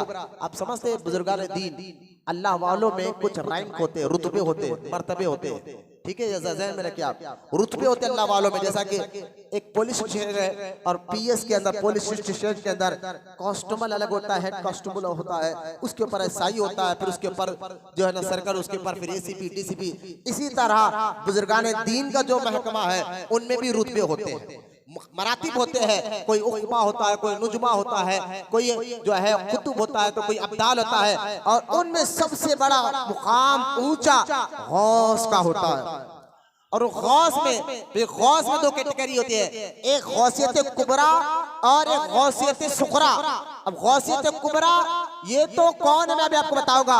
गौसियत सुगरा यानी बड़े गौस, एक छोटे गौस। छोटे गौस तो हर दौर में रहते हैं। अब गौसियत कुबरा जो बड़े गौस है उस मुकाम पर अब हजरत गौस आजम दस्तगीर फायज है। तो खैर जब आला हजरत से पूछा गया कि ये जो वलियों में जब सबसे ऊंचा रैंक है गौसियत कुबरा, सबसे पहले हुजूर की उम्मत में किसको मिला, तो आला हजरत फरमाते हैं इस मुकाम पर सबसे पहले गौसियत कुबरा के मुकाम पर सबसे पहले अबू बकर सिद्दीक है, और उनके बाद हजरत उमर है, उनके बाद हजरत उस्मान है, उनके बाद हजरत मौला अली है, उनके बाद उनके बेटे इमाम हसन है, उनके बाद उनके भाई इमाम हुसैन है, इमाम हुसैन के बाद उनके बेटे इमाम ज़ैनुल आबिदीन है, फिर उनके बेटे इमाम मोहम्मद बिन बाकर है, फिर उनके बेटे इमाम जाफर सादिक है, फिर उनके बेटे इमाम मूसा काजिम है, फिर उनके बेटे इमाम अली रजा है, फिर उनके बेटे इमाम नकी रजा है, फिर उनके बेटे इमाम तकी रजा है, फिर उनके बेटे इमाम हसन मुसन्ना है, फिर उनकी औलाद में शेख अब्दुल कादर जिलानी गौसे आज़म दस्तगीर इस मुकाम पर फायज है। और ये नाम जो मैं ले रहा हूँ ना, ये नामों के बारे में बड़े बड़े मुहद्दिसीन ने लिखा। ये नाम इमाम हसन, इमाम हुसैन, फिर उनके बेटे इमाम ज़ैनुल आबिदीन, फिर उनके बेटे हजरत इमाम मोहम्मद बिन बाकर, फिर उनके बेटे इमाम जाफर सादिक, फिर उनके बेटे, आप सुनिए मैं आपको बताता हूँ, हजरत इमाम जाफर सादिक के बेटे, मैंने क्या कहा अभी, इमाम जाफर सादिक के बेटे इमाम मूसा काजिम है, फिर उनके बेटे इमाम अली रजा है। इमाम अली रजा ये इमाम जाफर सादिक के पोते हैं, जिसका हम जिक्र कर रहे हैं, खानदान अहले बैत का जिक्र का। जब इमाम अली रजा को निशापुर के बड़े बड़े मुहद्दिसीन और उलमा ने आपको बुलाया कि आले रसूल, निशापुर इस वक्त ये ईरान अफगानिस्तान के जो ईरान है, इराक ईरान, वहाँ पर ये इलाका आता है, जैसा हमारा इंडिया है, वहाँ पर एक इलाका था निशापुर, वहाँ बड़े बड़े उलमा, बड़े बड़े बुजुर्गों की मज़ारात है, जरा सुनिए आप, और बहुत से बड़े बड़े मुहद्दिसीन उस इलाके में पैदा हुए। निशापुर एक ऐसा इलाका है पहले से इल्मी इलाका, जहाँ बड़े बड़े मुहद्दिसीन पैदा हुए, बड़े बड़े फुक़हा वहाँ पैदा हुए, उनकी मज़ारात है। अब इससे अंदाजा लगा ले कि खुद ख्वाजा गरीब नवाज इस इलाके में जाकर पढ़कर आए, ख्वाजा गरीब नवाज भी वहाँ निशापुर जाकर पढ़कर आए, तो सोचे गरीब नवाज के दौर में वहाँ पर कैसे कड़े मुहद्दिसीन और फुक़हा वहाँ पर रहा करते थे। तो बड़े बड़े ये शहर निशापुर जो है ना, पहले से बहुत बड़े बड़े बुजुर्गों का इलाका, बड़े बड़े बुजुर्गान दीन वहां रहते हैं, मुहद्दिसीन फुक़हा वहां पर रहते हैं। तो वहां के बड़े बड़े फुक़हा मुहद्दिसीन ने हजरत इमाम अली रजा, हजरत जाफर सादिक के पोते को दावत देकर बुलाए, कहा हुजूर हमारे इलाके में जरा कदम रख दे, आप आले रसूल है, हम आपको देखना चाहते हैं। इनके बुलावे पर हजरत इमाम अली रजा मशहद से निशापुर गए और हजरत अली रजा के चेहरे पर नकाब था। ये पोते हैं जाफर सादिक के, सुनना जरा तवज्जो मेरी तरफ रखे। आपके चेहरे पर नकाब था। जब आप गए ना तो आप घोड़े पे थे, आपके इस्तकबाल के लिए। आज भी देखें, अगर हैदराबाद में हमें ये मालूम हो जाए कि भाई हैदराबाद एयरपोर्ट पर गौसे आजम का बेटा आ रहा है, तो गौसे आजम के आशिक उसके इस्तकबाल के लिए एयरपोर्ट पर जाकर ठहर जाते हैं और ठहरते हैं उनका दीदार के लिए। उनसे कोई मुसाफा करना चाहता है, कोई उनसे मुलाकात करना चाहता है, भाई ये गौसे आजम का बेटा है। मैं आपको बता रहा हूँ, गौसे आजम जिसके दर से मांगते हैं वो इमाम अली रजा है।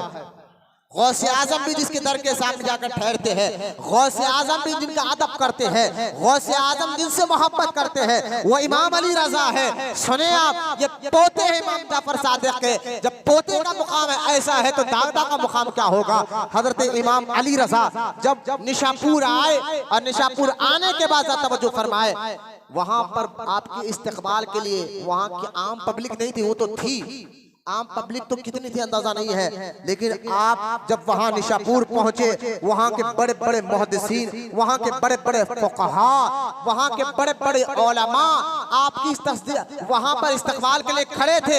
यहाँ तक कि रिवायत में आता है कि आम आदमी कितने थे पता नहीं है, वो लाखों की तादाद में थे होंगे आपके इस्तकबाल के लिए, लेकिन उलमा की तादाद इतनी थी, बड़े बड़े उलमा की, जो गिन नहीं सकते थे। जिनमें निशापुर के सबसे बड़े आलिम हजरत इमाम अली रजा के घोड़े की रस्सी को पकड़े अदब के साथ सर झुकाए आगे आगे नजर आ रहे थे। बोले सुभान अल्लाह। निशापुर के सबसे बड़े आलिम मेरे इमाम अली रजा के घोड़े की रस्सी को पकड़कर नीचे मुंडी डालकर अदब के साथ चल रहे थे। लिहाजा इमाम अली रजा जब निशापुर पहुंचे तो वहां के मुहद्दिसीन ने कहा, हुजूर आप आले रसूल है, आप अली के बेटे हैं, औलाद अली है, हुजूर के खानदान से है। जब यहाँ आप आए हैं तो जरा एक हदीस ऐसी सुनाइए जो आपके खानदान वालों ने सुनी हो, जिसकी चैन आपके खानदान से आती हो। तो और वो हदीस सुनाने से पहले आपका चेहरा तो दिखाए। वहां पर आम आदमी नहीं थे, आम आदमी की तो आखिरी में बड़े बड़े उलमा, मुत्तकी, परहेजगार, बुजुर्गान दीन उनको घेरे हुए थे। उन्होंने रिक्वेस्ट की, हुजूर जरा चेहरे से तो पर्दा निकाले, हम देखना चाहते हैं हुसैन का बेटा कैसा नजर आता है, हम देखना चाहते हैं जाफर सादिक का पोता नजर कैसे आता है। हजरत इमाम अली रजा अपने चेहरे से नकाब निकाला। खुदा की इज्जत व जलाल की कसम, रिवायत में आता है वहां के बड़े बड़े उलमा बेहोश होकर गिर गए। क्यों? क्योंकि हजरत अली रजा का चेहरा हूबहू हुजूर की तरह नजर आ रहा था।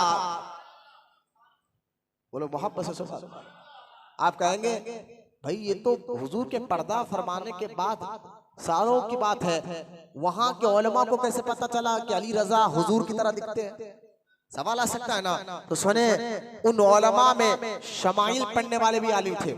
शमाइल जानते हैं आप? शमाइल का मतलब है हुजूर दिखते कैसे थे। ये भी हदीस में आया, हुजूर की भौं मुबारक कैसे थे, हुजूर की आंख मुबारक कैसे थे, हुजूर के कान मुबारक। मेरी तरफ ना, ये गंदे आंख गंदे कान, क्या मैं एक मिसाल दे रहा हूँ। हुजूर के कान मुबारक कैसे थे, हुजूर के गाल मुबारक कैसे थे, हुजूर की दाढ़ी मुबारक कैसे थी, हुजूर के उंगलियां मुबारक कैसे थे, हुजूर का पेट मुबारक कैसा था, हुजूर के हाथ मुबारक कैसे थे। आपको मैं क्या बताऊँ, साहबा से पूछो, हुजूर के शमाइल जानना है। मैं एक हदीस सुनाकर ये वाक़या सुनाना चाहता हूँ। हदीस सुनिए आप, ये हदीस सही बुखारी किताबुल हज में है। मैं क्या आपको क्या बताऊं, हुजूर के आंख, हुजूर की पेशानी, हुजूर के गाल, हुजूर के कान कैसे थे।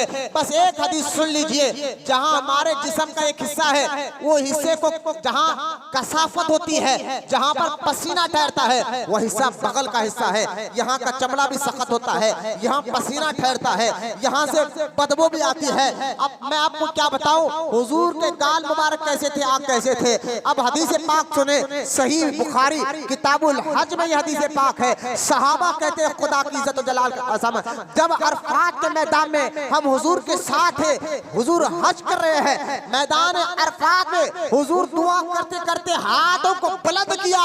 सहाबा कहते हैं हमारी नजर हुजूर के बगल मुबारक पर गई, तो सहाबा कहते खुदा के कसम हुजूर के बगल चांद से भी ज्यादा सफेद थे। अरे बोलो ना, समझे तो हम बस से बोलिए सुभान अल्लाह। चांद से ज्यादा सफेदी हुजूर के बगलों में नजर आती थी।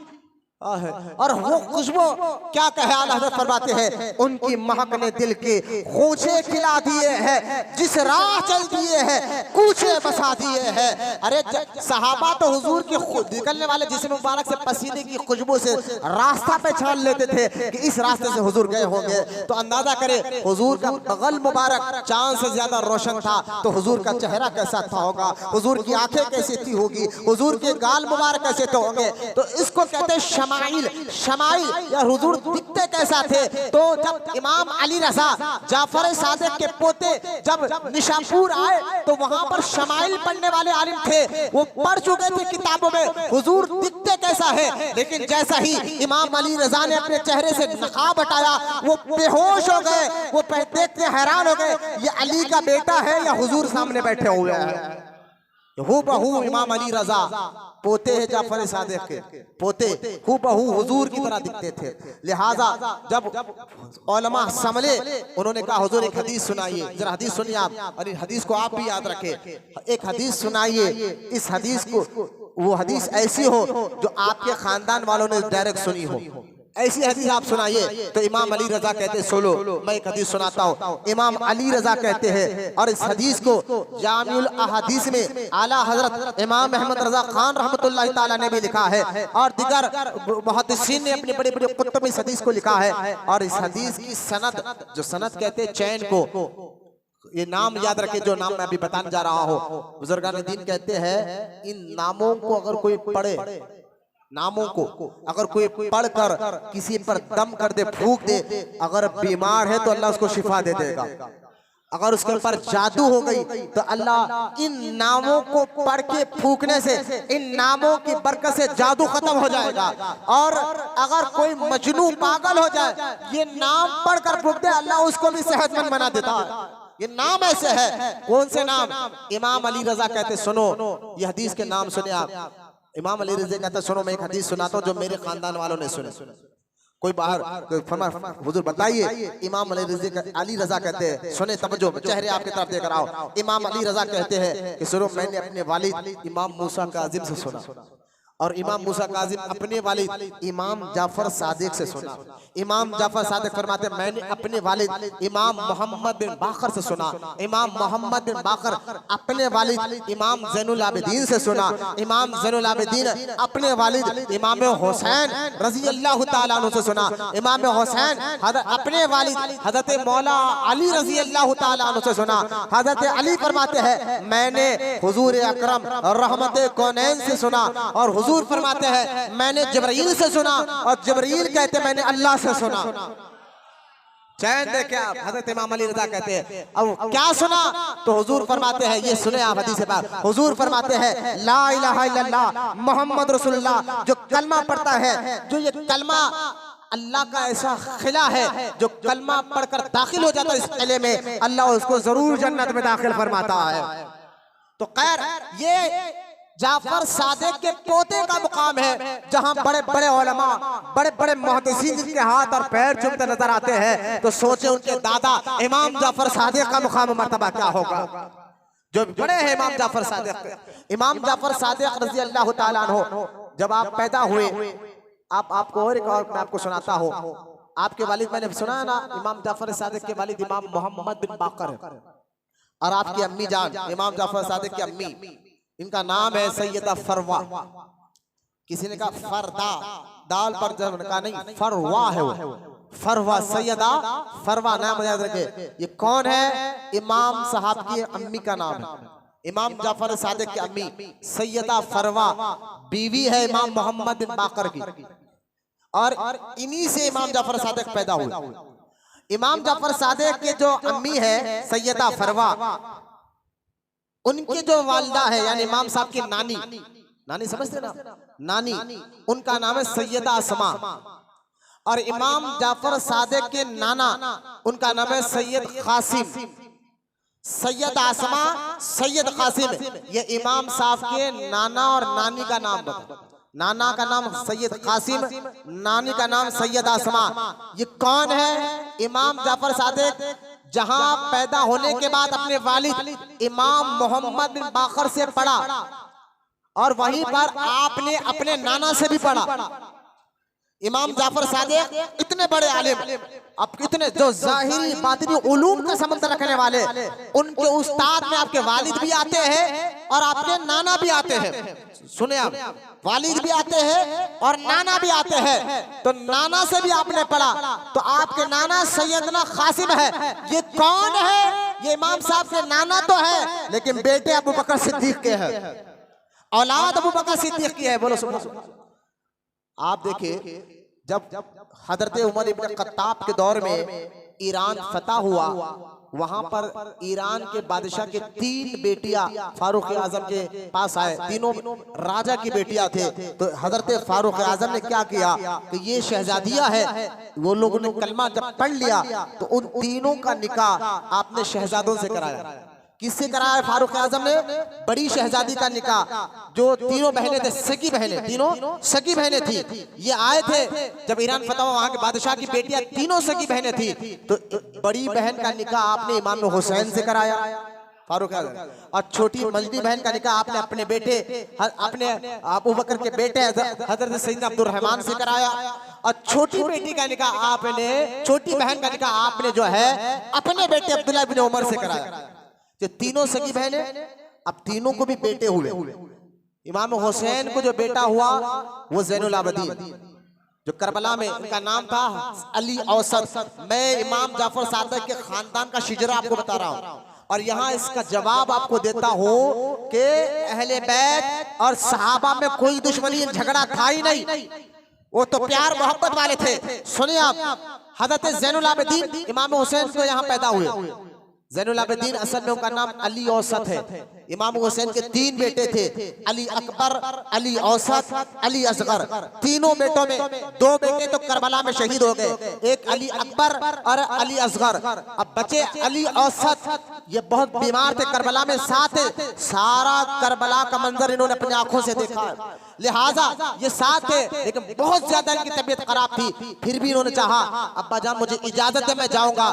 तो आपने फरमाया इमाम हुसैन ने, बेटा तुम्हारी वजह से तो मेरी नस्ल आगे बढ़ेगी, मेरा खानदान आगे बढ़ेगा, तुम नहीं जा सकते। लिहाजा तन्हा करबला में ये जिंदा वापस आए। वो है इमाम अली औसत का नाम था। ज़ैनुल आबिदीन का लक़ब है, ज़ैनुल आबिदीन का लक़ब है।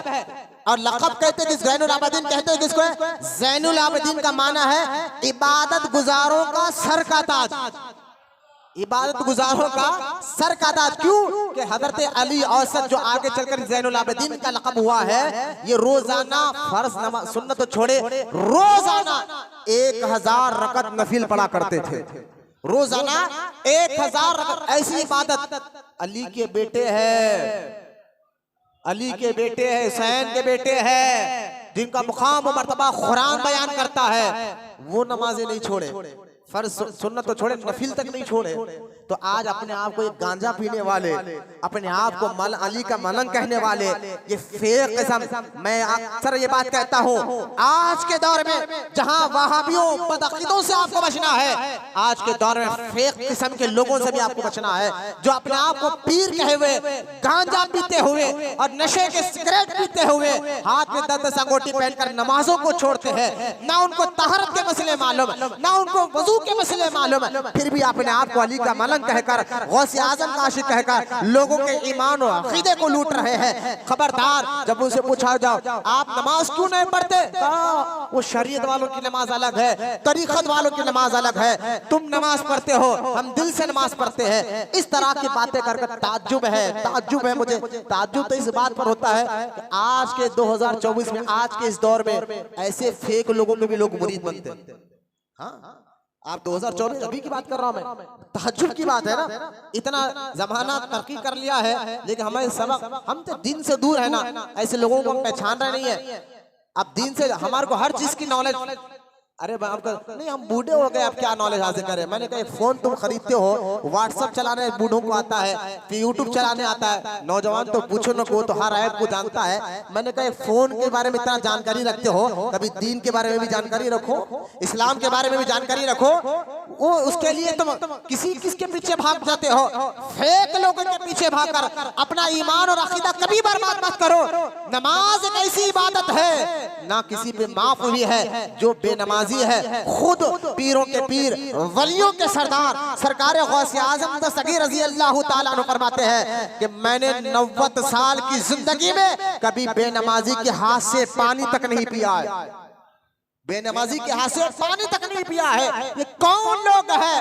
और मैं ताज्जुब करता हूँ कि ऐसे फेक लोगों के भी लोग मुरीद बन जाते हैं, उनके पीछे चलने लग जाते हो। देख रहे को दाढ़ी कटता है, देख रहे नमाज नहीं पढ़ता, देख रहे गांजा पी रहा है, देख रहा है लंबे लंबे बाल खुद ब खुद बढ़ा लिया है, जबकि पता ना चले पीछे से सलमा है या सलीम है। हाथ में 10 अंगूठियां पहनते हुए नजर आता है, पता नहीं इनसे क्या, इनको समझ रहे कि ये बहुत पहुंचे हुए बाबा है। बोले नहीं, हमारे हजरत बहुत पहुंचे हुए, नमाज नहीं पढ़ते तो क्या हुआ, मक्के में नमाज पढ़ते जाकर। तुमको क्या मालूम तरीकत की बात है, अंदर की बात है। ये जाकर मक्के में नमाज पढ़ते, मदीने में नमाज पढ़ते। एक काम करो, उस पीर साहब को कुछ पैसे दे दो, जब मक्के और मदीने में नमाज पढ़ते खाते यहाँ क्यों है? वहां जाकर खाना खाए, खाना भी वहां जाकर खाए, इंडिया में क्यों खाते भाई? जाओ ना मक्के में आप नमाज पढ़ो, वहां जाकर खाना खाओ, तब उनकी असलियत आपको सामने आ जाएंगे। फेक लोगों से बचे रहे। अली का बेटा, इमाम हुसैन का बेटा, देखिए आप फर्ज नफील तो छोड़े, फर्ज सुन्नत तो छोड़े, नफील भी रोजाना 1000 रकअत पढ़ा करते थे। अल्लाह वाले मुत्तकी होते हैं, परहेजगार होते हैं, नमाजी होते हैं, आशिक रसूल होते हैं। अरे जिसको देखने से अल्लाह याद आ जाए वो वली होता है, वो वली होता है। तो खैर अल्लाह हमें वहाबियों के साथ साथ ऐसे फेक गंदे लोगों से भी हमारे ईमान और अकीदे की हिफाजत फरमाए। दीन सीखे, दीन समझे। हाथों में कड़े पहनने का नाम दिन नहीं, अंगूठियां पहनने का नाम दिन नहीं, लंबे बाल रखने का नाम दिन नहीं। लोग कहते नहीं जनाब ये अंगूठी अजमेर शरीफ की है, ये कड़ा वहां का है, फला का है। मैंने कहा कोई भी बुजुर्ग कुरान हदीस के खिलाफ काम नहीं बताते। ये नहीं कहते कि कुरान, जब हुजूर अलैहिस्सलाम जो फरमान अल्लाह उसके रसूल का है, बुजुर्गान दीन वही फरमान बताते हैं। तुम सच्चे बुजुर्गों के चाहने वाले हो तो फिर बुजुर्गान के तालीमात पे भी अमल करो, और एक कान से सुन के एक कान से छोड़ने वाले मत बनो। दीन सीखो, यही चीज आने वाली है। अल्लाह हमारे ईमान और अकीदे की हिफाजत फरमाए। लिहाजा हजरत इमाम ज़ैनुल आबिदीन जब बड़े हुए और उनका जब निकाह हुआ, उनको बेटा हुआ इमाम मोहम्मद बिन बाकर, और जो अबू बकर सिद्दीक के बेटे के साथ निकाह हुआ था हजरत उमर फारूक आजम ने किया था, उनके यहाँ बेटा हजरत कासिम हुआ। अब हजरत कासिम जो अबू बकर सिद्दीक के पोते हैं, नाम क्या है? अबू बकर सिद्दीक के 2 बेटे थे। अब सुनिए आप, मैं एक खानदानी शिजरा बता रहा हूँ इमाम साहब का, ताकि आपको पता चले कि अहले बैत और सहाबा में मोहब्बत थी, दुश्मनी नहीं थी। ये बात आप समझेंगे तो बात समझ में आ जाएंगे। हजरत कासिम जो है अबू बकर सिद्दीक के पोते हैं, और जब ये बड़े हुए तो अबू बकर सिद्दीक के जो 2 बेटे थे, एक का नाम था अब्दुर्रहमान और एक का नाम था मोहम्मद। अब्दुर्रहमान का निकाह हजरत इमाम हुसैन की बीवी के बहन जो फारूक आजम है उनके साथ हुआ। ठीक है, इमाम हुसैन की बीवी के सगी बहन थी ये अबू बकर सिद्दीक के बेटे की बीवी। अब जब उनके यहाँ बेटा हुआ हजरत कासिम, तो अब्दुर्रहमान ने क्या किया, अपने भाई सगे भाई मोहम्मद से कहा कि भाई मेरे बेटा भी जवान हो गया, मैं चाहता हूँ कि तेरी बेटी के साथ मेरे बेटे का निकाह हो जाए। तो अब्दुर्रहमान और मोहम्मद ये दोनों सगे भाई ने रिश्तेदारी बदली। अब्दुर्रहमान ने अपने बेटे का निकाह, कासिम का निकाह हजरत सईदा अस्मा से किया। ये भी पोती थी, मोहम्मद की बेटी थी। लिहाजा इन दोनों का जब निकाह हुआ तो लिहाजा इनके यहाँ बेटी हुई। हजरत कासिम का निकाह अपने चाचा की बेटी के साथ हुआ। बहुत आसान करके एक बात जमना सकता हूँ। हजरत कासिम कौन है? जाफर सादिक के नाना है। लेकिन मैं आपको एक शिजरा बता रहा हूँ, जब हजरत कासिम का निकाह अपने चाचा की बेटी के साथ हुआ, सैयदा अस्मा के साथ हुआ, फिर इनके यहाँ एक बेटी हुई सैयदा फरवा। सैयदा फरवा नाम है। अब देखे कासिम की बेटी फरवा, इधर हजरत इमाम हुसैन का बेटा ज़ैनुल आबिदीन, उनका बेटा इमाम मोहम्मद बिन बाकर, जब इमाम मोहम्मद बिन बाकर बड़े हुए तो इमाम ज़ैनुल आबिदीन ने कहा कि अब मेरे बेटे का निकाह करना है। तो आपने क्या किया, आपने अपने खालाजाद भाई हजरते अब्दुर्रहमान के बेटे कासिम के पास गए कि एक तो तुम मेरे खालाजाद भाई भी हो और तुम्हारे यहाँ बेटी है, मेरे यहाँ बेटा है, क्यों ना हम रिश्तेदारी को बदल ले।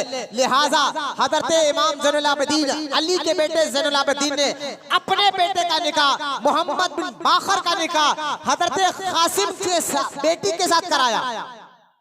अब मुझे आप बताइए, कासिम तो बेटे थे अबू बकर की औलाद थे और ज़ैनुल आबिदीन औलाद इमाम हुसैन की। मुझे बताइए, आप भी अपने बच्चों से बेटी का या बेटे का निकाह करते हैं तो आप मुझे बताइए, क्या आप अपने दुश्मन के घर से बेटी लाते, जिसको आप दुश्मन समझते हैं, जिससे आपकी बनती नहीं, जो आप जिससे लड़ते हैं, आप मुझे दिल पे हाथ रखकर बताइए, क्या आप उसके घर से बेटी लाएंगे? बोले नहीं हजरत, इनसे हमारी नहीं बनती, हम इनके घर में ना बेटी लाएंगे ना बेटी देंगे। लाएंगे मैंने ना अपनी बेटी दुश्मन के घर देते हैं। लिहाजा अगर शिया जो ये कहते हैं कि सहाबा में अबू बकर में और अली के घराने में बनती नहीं थी, लड़ाई झगड़े थे, तो मैं कहता हूं ये झूठ मत बोलो। ज़ैनुल आबिदीन ने अपने बेटे मोहम्मद बिन बाकर का निकाह अबू बकर सिद्दीक की पोती से किया। बोले वहां पर सुभान अल्लाह, उनके खानदान में तो रिश्तेदारियां है, तुम कहते हो लड़ाई थी, तुम्हारी बात माने या तारीख की बात माने? तारीख उठाकर पढ़ो। हजरत सैयदा फरवा का निकाह ज़ैनुल आबिदीन ने अपने बेटे मोहम्मद बिन बाकर से कराया। अब जब मोहम्मद बिन बाकर का निकाह सैयदा फरवा से हुआ तो उनको बेटा इमाम जाफर सादिक पैदा हुआ। इसलिए इमाम जाफर सादिक फरमाते हैं, मैं अली की तरफ एक निस्बत से जाता हूँ। इमाम क्या कहते हैं, इमाम जाफर सादिक जो हम कुन्नों को नियाज करते हैं, मैं मौला अली की तरफ एक निस्बत से जाता हूँ, क्योंकि मेरे वालिद मोहम्मद बिन बाकर है, उनके वालिद ज़ैनुल आबिदीन है, उनके वालिद इमाम हुसैन है, उनके वालिद हजरत अली है। इमाम साहब कहते हैं मैं एक निस्बत से अली की तरफ जाता हूँ, लेकिन मैं दो निस्बतों से अबू बकर की तरफ जाता हूँ। दो निस्बतें मेरी माँ की जानिब से, दो निस्बतों से मैं अबू बकर की तरफ जाता हूँ। क्यों? क्योंकि इमाम जाफर सादिक के नाना और नानी ये औलाद है अबू बकर सिद्दीक की। बोले मोहब्बत से सुभान अल्लाह। आप समझिए, आप शिजरा क्या है, ये शिजरा ज़हन में रखिए आप।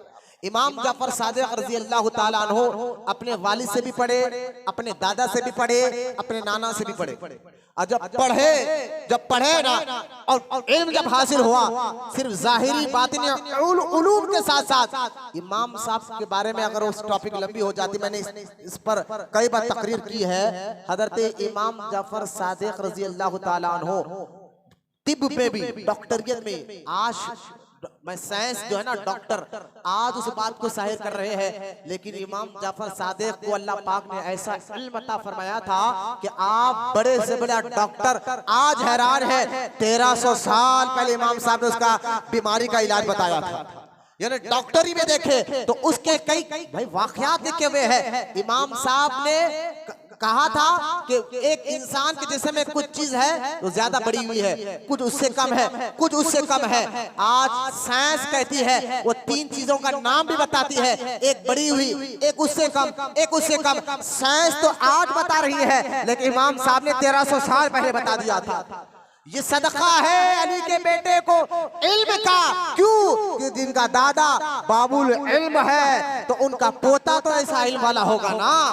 इमाम जाफर सादिक रज़ी अल्लाह ताला अन्हु इल्म ऐसा, आप यहाँ तक देखें चांद के बारे में, सूरज के बारे में, तारों के बारे में इमाम जाफर सादिक उस दौर में अपने शागिर्दों को पढ़ाया करते थे। अरे बोलो ना सुभान अल्लाह। सिर्फ हम उनको कुंडों की न्यास तक ना रखे, आज साइंस उन बातों को साबित कर रही है, लेकिन 1300 साल पहले बगैर दूरबीन, बगैर कंप्यूटर के अली का बेटा इमाम जाफर सादिक ने जो बातें सूरज के बारे में बताई थी, आज वो साइंस में पढ़ाया जा रहा है, आज वो फिजिक्स में पढ़ाया जा रहा है। इमाम साहब ने खुद फरमाया था कि सूरज के अंदर हर एक सेकंड में एक ऐसा धमाका होता है। 1300 साल पहले क्या कहा था? सूरज के अंदर हर एक सेकंड में एक ऐसा धमाका होता है, और वो धमाके एक नहीं हर सेकंड में होते रहते हैं।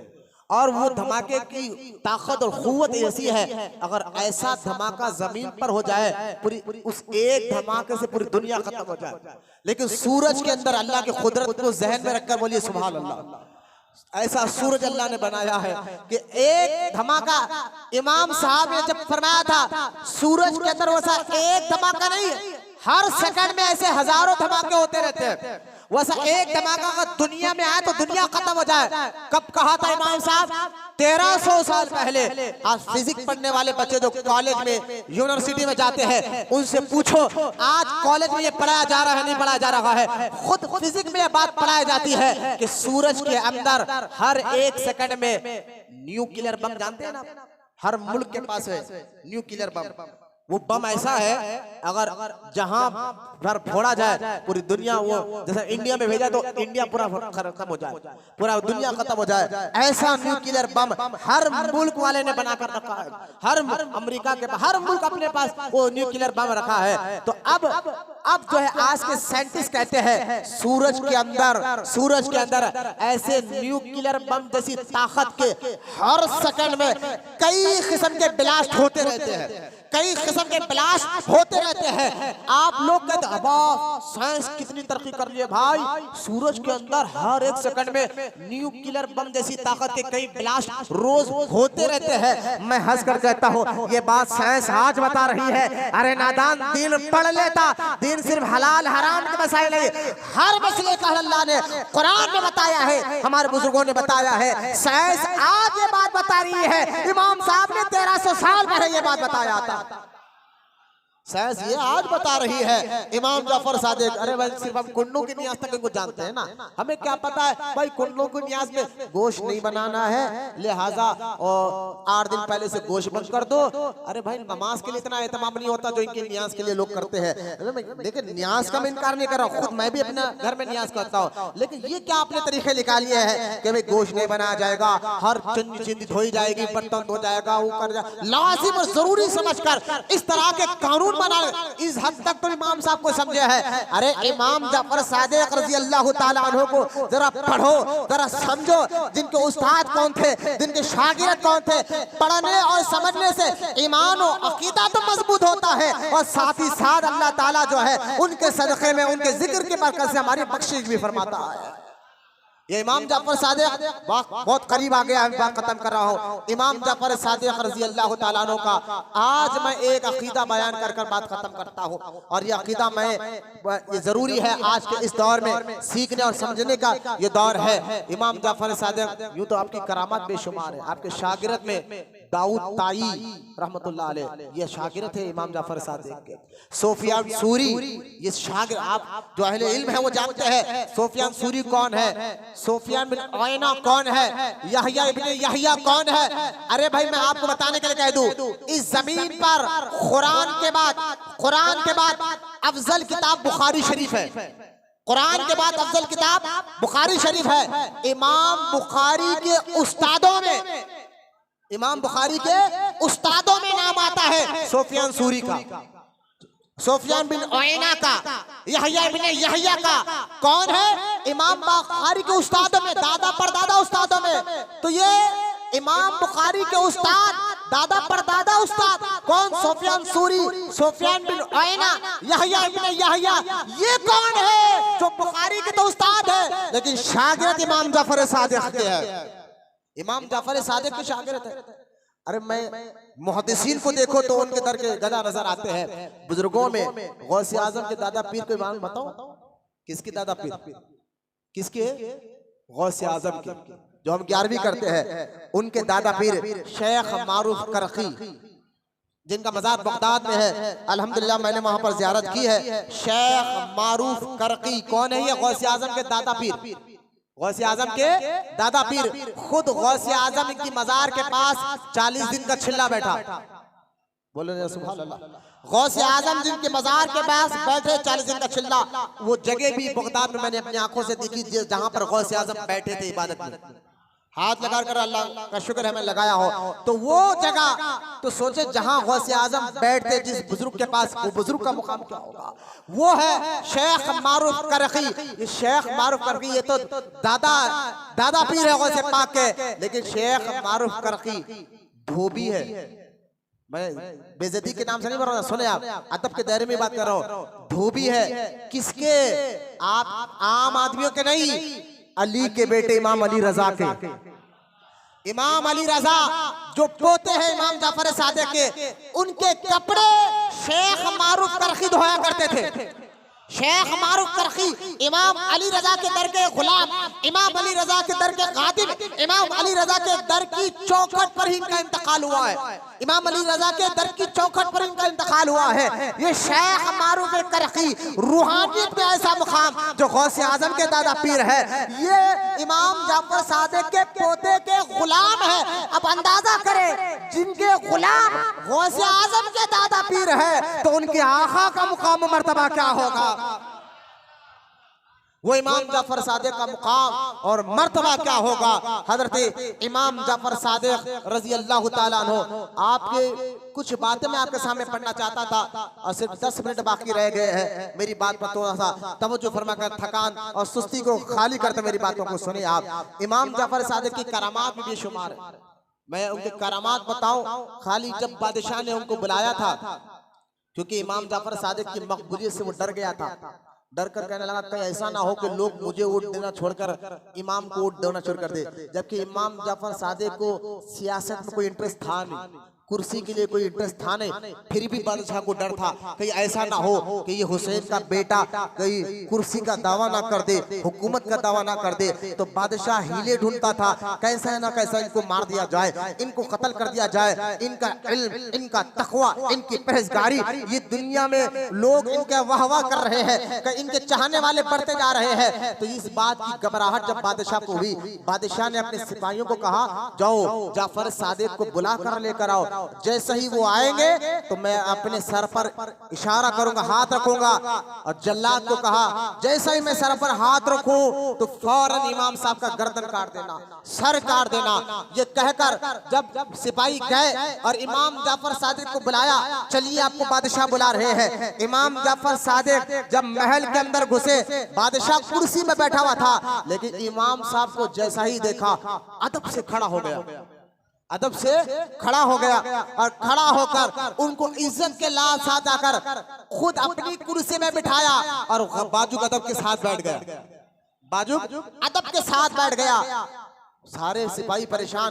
बादशाह तो कह रहा था जैसा इमाम साहब आए उनको मैं इशारा, तेरे को इशारा दूंगा, सर निकाल देना। मामला उल्टा हो गया है, ये अदब के साथ अपनी कुर्सी में बिठा दिया और खुद बाजू बैठ गया। इमाम जाफर सादिक के सामने अदब से बैठ गया। इमाम उसने बादशाह ने कहा हुजूर कोई हुक्म है तो बताए। बादशाह कह रहा है इमाम साहब को कोई हुक्म है तो बताए। तो इमाम साहब ने कहा हाँ एक हुक्म है। क्या? ये महल में हमें न बोलना, हमारी मिजाज नहीं कि महलों में आए। अरे बोलो ना सुभान अल्लाह। कहा हमारी ये मिजाज नहीं कि हम महलों में आए, ये महल में दोबारा ना बुलाना। उसने कहा ठीक है हुजूर। ये कहा इमाम जाफर सादिक उठकर वापस बाहर निकल गए। धड़म से बेहोश होकर नीचे गिर गए। बादशाह जैसा इमाम निकले ये बेहोश होकर नीचे गिर गया और कुछ देर के बाद होश में आया। सिपाहियों ने पूछा, वजीरों ने पूछा हुजूर मामला क्या है? मामला क्या है? अचानक आप मामला सारा उल्टा हो गया। आप तो कहा था इशारा करना, लेकिन आपने उनको कुर्सी पे बिठाया इज्जत के साथ, फिर वापस कर दिया। तो बादशाह ने कहा जैसा ही इमाम महल के अंदर दाखिल हुए तो उनके पीछे एक बहुत बड़ा सांप मैंने देखा और वो सांप बोल रहा था बादशाह इमाम को हाथ भी लगाया ना, महल के साथ तुझे निगल लूंगा, महल के साथ तुझे निगल लिया जाएगा। खबरदार, अली का बेटा है, अदब के साथ रहना, अली की औलाद है, अदब के साथ रहना। बस ये सांप मुझे नजर आया, मैंने अदब के साथ उनको भिजाया और बेहोश होकर गिर गए। तो करामातें तो बेशुमार इमाम साहब की है, लेकिन ऐसे इमाम जो आज साइंस फिजिक में हो, डॉक्टरियत में हो। आज आपको जानते हैं आप इंग्लैंड में इमाम जाफर सादिक के नाम पर एक किताब छपी है। इंग्लैंड में Imam Jafar the great of man Imam Jafar Sadiq किताब का नाम। आप पढ़िए इनको, जो बच्चे कॉलेज यूनिवर्सिटी के पढ़ने वाले हैं, इंटरनेट पे फिजिक्स आप जाए, पीडीएफ भी आपको मिल जाएगी। द ग्रेट, यार सबसे ग्रेट साइंटिस्ट, सबसे ग्रेट डॉक्टर अगर अंग्रेज कहते हैं, हमने जब अरे भाई वो रिसर्च करने वाले हैं, वो छानबीन करने वाले हैं, हम तो अपने बुजुर्गों को खाली फातिहा तक रख दिया ना, नियाजों तक रख दिया है, उर्स तक रख दिया है। कभी इनके बारे में पढ़ो जहां इनके बातों में बातिनी और जाहिरी उलूम भी है, तो साइंस का भी इल्म मिलता है, फिजिक्स का भी इल्म मिलता है, अरे यहाँ तक के चांद तारों का भी इल्म मिलता है, जिससे साइंस तरक्की कर रही है। डॉक्टर पढ़कर कह रहे हैं सबसे great, the great of man Imam Jafar Sadiq रज़ी अल्लाह ताला अन्हु। लिहाजा उसमें आपने, अंग्रेजों ने आपको सबसे बेहतरीन साइंटिस्ट साबित किया, किसको? इमाम जाफर सादिक को। पढ़े हैं आप कभी? उनके छानबीन उन्होंने कर कर किताब तक लिख दी और हम सिर्फ न्याज तक बाकी रह गए हैं। तवज्जो फरमाए, इमाम जाफर सादिक को अंदाजा करे, इमाम साहब जिनका कुरान में अल्लाह पाक अहले बैत के बारे में मुकाम मर्तबा बता रहा है, हुजूर हदीसें बयान फरमा रहे हैं, वो इमाम साहब के अक़वाल, उनके कौल में अल्लाह पाक ने क्या असर रखा होगा। आज जो अखबार में पढ़ रहा हूँ ना इमाम जाफर सादिक के, ये आज के दौर में सोने के पानी से लिखने की बातें हैं जो मैं आपको सुनाने जा रहा हूँ।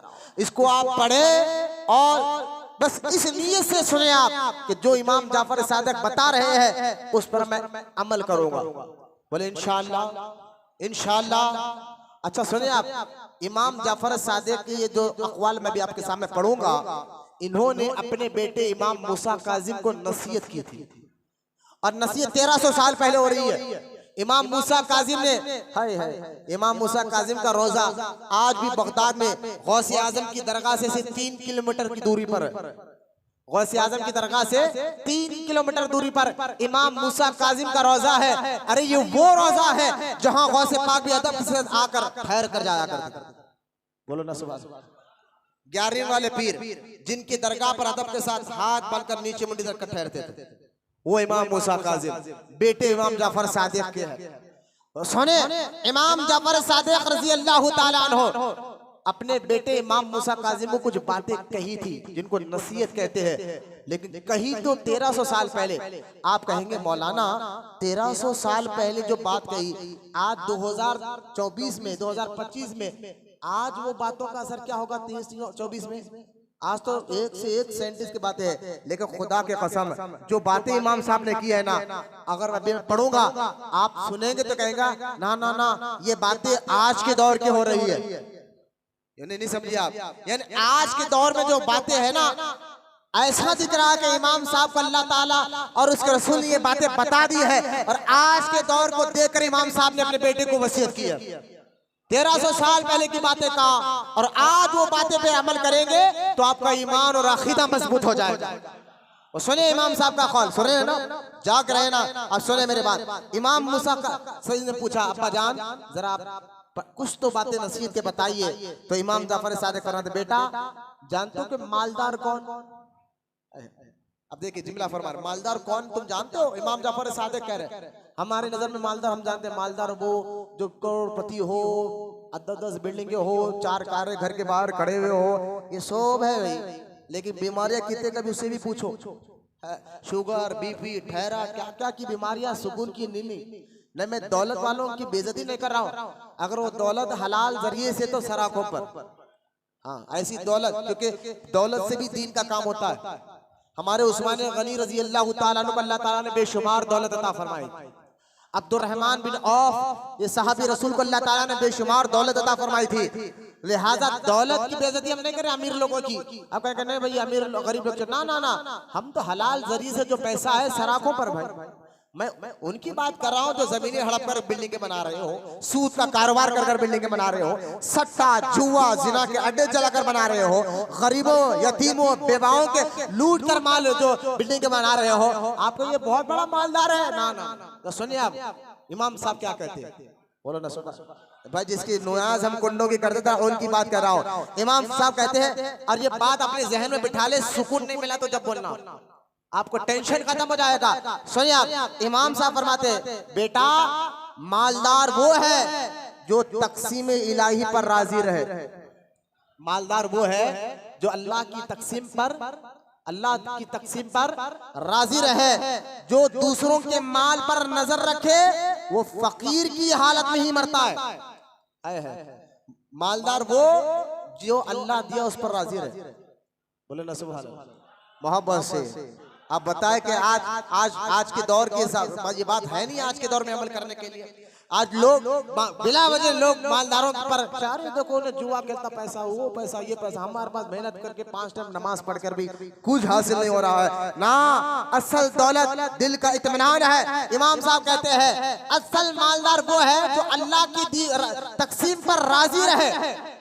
और फरमाए इमाम जाफर जो लोगों के माल पर नजर रखता है वो फकीरी में मरता है, फकीरी में मरता है। फिर इमाम जाफर सादिक फरमाते हैं तकसीम इलाही पर राजी रहने वाला, अल्लाह की तकसीम पर राजी रहने वाला गोया अल्लाह के फैसले पर राजी है, अल्लाह के फैसले पर राजी है और अपनी गलती को छोटा।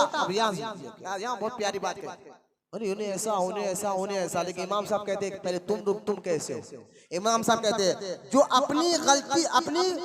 अपनी गलती को छोटा समझता और दूसरे की गलती को बड़ा, और जो दूसरों की गलती को छोटा ख्याल करने वाला अपनी गलती को बड़ा समझता है। दूसरों को नहीं, अपनी गलती को कुछ बड़ा समझो, अरे भाई मैं ही गलत हूँ उसको क्या बोलूं। लिहाजा तो जो ये ख्याल अपने अंदर लाए कि मेरी गलती सबसे बड़ी है, फिर उनको दूसरों की गलतियां भी छोटी नजर आती है।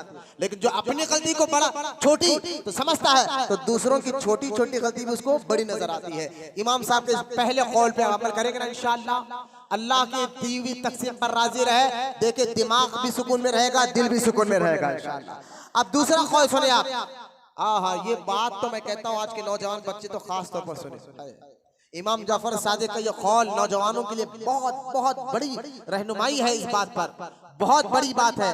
बैठ जाइए, ऐसा नहीं आना, ऐसा कभी भी खांदे फैला कर मत आया कर। इससे पहले भी मैं बताया हूँ, मेरी तरफ देखे, उधर मत, मेरी तरफ देखे। दीन सिखा रहा हूँ। हदीस में हुजूर ने फरमाया जुम्मे के दिन लोगों के खांदे फैला कर मत जाओ, और जो ऐसा जाता है वो दोज़ख में जाने का रास्ता बना रहा है। अमल करेंगे ना इंशाअल्लाह। तो लिहाजा जो जाके मिली आप बैठ गया, बाद में जब सफ़े खड़े होती है तब आप लोग आगे पीछे आ जा सकते हैं। लिहाजा आप सुने आज ये जो कौल इमाम साहब का है, ये नौजवान खास तौर से सुने, हमारे लिए तो लाजिम है, जरूरी है सुनना। इमाम साहब फरमाते हैं तुमको मालूम है कि इज्जत कब मिलती? तो इमाम मूसा काज़िम को फरमाते बेटा सुनो, दूसरों के ऐबों पर पर्दा हटाने वाले के अपने ऐब जाहिर हो जाते हैं। दूसरों के ऐब के पर्दा हटाने वाले के अपने ऐब जाहिर हो जाते हैं। बगावत किसी वजह बिला वजह दुश्मनी करना, मैं उनकी ये कह रहा हूं। बगावत की तलवार बुलंद करने वाला उसी में कत्ल कर दिया जाता है, उसी बगावत को मार दिया जाता है। फिर आगे फरमाते इमाम साहब किसी के लिए गड़ा खोदने वाला खुद ही उस गड़े में गिर जाता है। कितनी बातें हैं आज की, ये बातें नहीं हो रही है। मुझे बता आज के दौर में लोगों के ऐप को तलाश करना, इन्हें ऐसा इन्हें ऐसा, हर मोहल्ले में एक मिलता, उसको हजार पूछा अरे मैं उन्हें कैसा है, अरे छोड़ो कि अब्बा ऐसे, दादा ऐसे, परदादा ऐसे, भाई ऐसा, बहन ऐसा, बीवी ऐसे, बच्चे ऐसे, पूरे का डाटा रखते और उसमें से बहुत कुछ मिलाकर भी बोलते। तो ये इमाम साहब कह रहे जो दूसरों की ऐब, दूसरों के ऐब को पर नजर रखता है, लिहाजा उसके ऐब खुद जाहिर हो जाते हैं। इसलिए क्या इससे क्या पूछते हैं, सबकी शिकायतें करते बैठता है होता लोग, फिर लोगों की नजर में खुद गिर जाता है। जो दूसरों के ऐब पे नजर रखता है ना, लोगों की नजर, माशवरा आज सोसाइटी अगर सुधारना है तो इन बातों पे अमल करना होगा। सोसाइटी अगर आपको सुधारना है, इमाम साहब की इन बातों में अमल करना होगा। दूसरों की बातों पर, दूसरों के ऐब पर नजर पर्दा हटाने वाला कि खुद के ऐब के पर्दे हट जाते हैं, और बगावत की तलवार बुलंद करने वाला उसी में कत्ल कर दिया जाता है। दूसरों के लिए गड़ा खोदने वाला खुद ही उसमें गिर जाता है। अब आगे बात सुने, आगे बात सुने, ये बात अहम है। इमाम साहब ने फरमाया बेवकूफों की सोहबत में मत बैठ। बेवकूफ तो आप हमें, कोई बंदा दीवानों की सोहबत में नहीं बैठता, पागलों की सोबत में कोई भी नहीं बैठता। आप हम बैठते पागल दीवाने लोगों की सोबत नहीं बैठता। यहाँ बेवकूफ से मुराद दीवाने पागल लोग नहीं, बेवकूफ से मुराद दुनियादार, रोडिया, सूदखोर, पहलवाना, हराम का खाने वाले, उनको कहा रहे इमाम साहब। बेवकूफ से मुराद दीवाने पागल आदमी कौन बैठता बताए? पागल आदमी के साथ पागल खाने में जाकर कोई बैठता है? या कोई पागल आदमी कोई उनको दोस्त नहीं बनाता, उनकी सोबत नहीं बैठता। इमाम साहब जो कह रहे बेवकूफ लोग जो अल्लाह को भूले हुए हैं, उससे बड़ा बेवकूफ कौन है ना। बहलुल दाना की एक बात मुझे याद आ गई। बहलुल दाना जा रहे थे तो बैठे थे एक झाड़ के, जो बगदाद के बहुत बड़े बुजुर्ग है बहलुल दाना, वहाँ एक झाड़ के नीचे बैठकर अल्लाह का जिक्र कर रहे थे। राजा की सवारी जा रही थी तो राजा कहता भाई मेरी सवारी में सब लोग खड़े रहो। बोलो आज भी देखा ट्रैफिक रोक दिया जी, ठहर जाओ भाई, पीएम साहब जा रहे हैं। अब राजा जा रहा है, सब लोग खड़े, बहलुल दाना नीचे बैठकर अल्लाह अल्लाह करते बैठे। तो राजा ने कहा उसको बुलाओ, ये मेरे लिए खड़े क्यों नहीं हुए? सिपाही ने हुजूर थोड़ा दीवाने छोड़ो, नहीं बुलाओ। बुलाया गया, क्यों भाई आप खड़े क्यों नहीं? तो आपने फरमाया मैं ड्यूटी कर रहा था। किसकी ड्यूटी कर रहे थे? बोले अल्लाह की ड्यूटी कर रहा था। तो क्या कर रहे थे? अल्लाह अल्लाह कर रहा था। अब राजा बड़ी हंसा, बोले हमारे पास सबसे बड़ा ये, हमारे शहर में सबसे बड़ा दीवाना ये है, और हाथ में लकड़ी दी। बोले आज के बाद मैं इसको लकड़ी दे रहा हूँ ताकि पता चले, राजा कह रहा है कि सबसे बड़ा दीवाना ये है। वो वाकई उन्होंने लकड़ी ली, चले गए वहां से। कुछ नहीं कहा राजा को उस वक्त, कुछ भी नहीं बोले। दीवाने को सारा जहां देखता है, दीवाना खुदा जाने कहां देखता है। बोला कुछ नहीं बहलुल दाना, हाथ में लकड़ी लिए चले गए। कुछ दिन के बाद मालूम हुआ कि राजा बीमार है, और इतना बीमार है कि आज या कल तक मर जाएगा। अब पूरे लोगों से मिलने आए, बहलुल दाना भी महल में पहुंच गए। अब दीवानों को महल में कौन आने देगा? बड़ी मुश्किल से राजा से मुलाकात की इजाजत मिली। बहलुल दाना गए, जाकर राजा से कहा कि भाई आपकी हालत, बोले रो के कहने लगा दुआ करो मेरी हालत बहुत खराब है। तो बहलुल दाना पूछे राजा आप शिकार के लिए जाते थे? हाँ। तो जाते थे, कितने दिन के लिए जाते थे? राजा बता 2 महीने के लिए, 1 महीने के लिए जाता था। अच्छा जब 2 महीने 1 महीने के लिए जाते थे तो 2 और 1 महीने का सामान सफर में साथ ले जाते थे? बोले हाँ, 1 महीने का राशन साथ होता था, 2 महीने का राशन साथ होता था, जाके आने तक कोई मुश्किल नहीं होती थी। तो इमाम हजरत बहलुल दाना ने कहा अच्छा अगर सफर में 1 महीने का हो तो उसकी तैयारी कर जाते थे और वापस आने की आपको उम्मीद होती थी। अब आप जाने वाले हो, वहां से वापस कोई आता नहीं। अब वहां की तैयारी आपने क्या की? वहां के लिए क्या सामान तैयार किया? नमाजें कितने पढ़े, रोजे कितने रखे? अब वो राजा रोने लगा, बहलुल मैंने तो वहां की कोई तैयारी नहीं की। बहलुल दाना ने वो लकड़ी का, मेरी नजर में सबसे बड़ा दीवाना तू है, ये लकड़ी तू पकड़ ले। तो लिहाजा इमाम साहब क्या करे? बेवकूफों की सोहबत में मत बैठो। तो बेवकूफों से बरात दीवाने पागल नहीं, जो दुनिया को भूले हुए हैं, रब को भूले हुए हैं, दुनियादार है, सूदखोर लीडर, पहलवान, रोडी है, लोगों को जुल्म कर पैसा कमाते हैं। वो आज हमारे ऐसे ही दोस्त साहब, हमारे दोस्त रोडी हमारा दोस्त, पहलवान हमारा दोस्त। हमारे फोनों में नंबर मिलेंगे रोडियों पहलवानों के, नंबर नहीं मिलेगा तो उलमा का, आलिमों का। बोले नहीं इनका नंबर नहीं, ये आल हमारा हो गया है। आप सुने क्या होता है? इमाम साहब कहते हैं बेवकूफों की सोहबत में मत बैठो, बैठोगे तो तुम जलील हो जाओगे, तुम हकीर और जलील हो जाओगे। और फरमाया बैठना किसकी सोहबत में है? इमाम साहब फरमाते हैं उलमा और बुजुर्गों की सोहबत में बैठा करो। बोले सुभान अल्लाह। उलमा और बुजुर्गों की सोहबत में बैठा करो। जो उलमा और बुजुर्गों की सोहबत में बैठता है अल्लाह उसको इज्जतों से नवाजता है। पहलवान के साथ बैठने में कोई इज्जत नहीं है, रोडियों के साथ बैठने में इज्जत नहीं है। अल्लाह के नेक महबूब बंदों की सोहबत में बैठने से अल्लाह इज्जत देता है। इज्जत देने वाला अल्लाह है ना, तो बैठो नेक बंदों की सोहबत में। ये इमाम जाफर सादिक का फरमान है। और आखिरी एक बात गौर कर मैं बात खत्म कर रहा हूँ। इमाम साहब फरमाते हैं बेटा अगर मुलाकात कर तो नेक लोगों से मिलना। बोलो सुभान अल्लाह। इमाम साहब कहते हैं मुलाकात करने की अगर तुझे मुतमईन हो, तू चाहता है कोई तुम्हारा दोस्त बने, किसी के साथ तू बैठे, तो इमाम साहब कहते हैं नेक लोगों के साथ बैठना, नेक लोगों से तेरी मुलाकात होना, फासिक फुज्जार से नहीं मिलना। फासिक समझे? फासिक अरबी में उसको कहते हैं जो खुलेआम गुनाह करे, जो खुलेआम गुनाह करे उसको फासिक कहते हैं। लिहाजा इमाम साहब कहते हैं फासिक और फुज्जार से ना मिलना, के फासिक और फुज्जार उस चट्टान के मानित है जिससे कभी पानी नहीं निकलता। अल्लाह के नाफरमान बंदे उस पत्थर की तरह है जहां से पानी कभी निकलता ही नहीं। और फरमाया ऐसे दरख्त की तरह है जो कभी हरे नहीं होते। गुनाहगार लोग, फासिक लोग उस पत्थर पत्थर की तरह है जो पानी नहीं निकलता, उस दरख्त की तरह है जो कभी हरे नहीं होते, और ऐसी जमीन की मिसाल है जहां से कभी घास निकलती नहीं। यानी बदकार फासिकों की सोहबत में बैठोगे तो वो ऐसे बदबख्त लोग हैं, उनके साथ बैठोगे दुनिया तो जाएगी, आखिर भी बर्बाद होगी। आज हमारे हाल यही हो गया है कि हमारे दोस्त रोडिया पहलवाना है, इसलिए देखिए आप हमारे घरों से दीनी माहौल खत्म हो गया। धीरे धीरे सोहबत हमारी किसी देख लिया, दीनी माहौल खत्म हो गया, बच्चियां हमारी मुर्तदे हो रही है, हमारी बहनें घरों के साथ जाके मुंह काला कर रही है, और हम कह रहे हैं हाय हाय क्या हो रहा है। आज तो ये हाल हो गया है, उलमा को दबाया जा रहा है, उन पर भी हाथ डाला जा रहा है। खुदा के वास्ते अब तो भी अल्लाह वालों की बातें समझे और उस पर अमल करे। नेक लोगों न्यास करने वाले इमाम जाफर सादिक से अगर वाकई मोहब्बत है तो फिर उनके बातों से भी आपको मोहब्बत होना चाहिए, उनके तालीमात से भी आपको मोहब्बत होना चाहिए। अरे भाई इनकी मोहब्बत तो नमाज की तरह फर्ज है, तो मोहब्बत है तो अमल के मैदान में भी आओ। और इंशाअल्लाह बोला आज के बाद हम नेक लोगों की सोहबत में बैठेंगे, इंशाअल्लाह हम नेक लोगों की सोहबत में बोले मिल के इंशाअल्लाह, ताकि हम नमाजी बने, हम आशिक रसूल बने। और इमाम जाफर सादिक 148 हिजरी में दुनिया से गए। बातें तो बहुत थी, करामत तो बहुत थी, वाक़यात कुरान के कई तफसीर आपने की है, एक ने कई आयतों की तफसीर की है। बस इन बुजुर्गों से मोहब्बत के साथ साथ अल्लाह इनके तालीमात पे अमल की तौफीक भी अता फरमाए।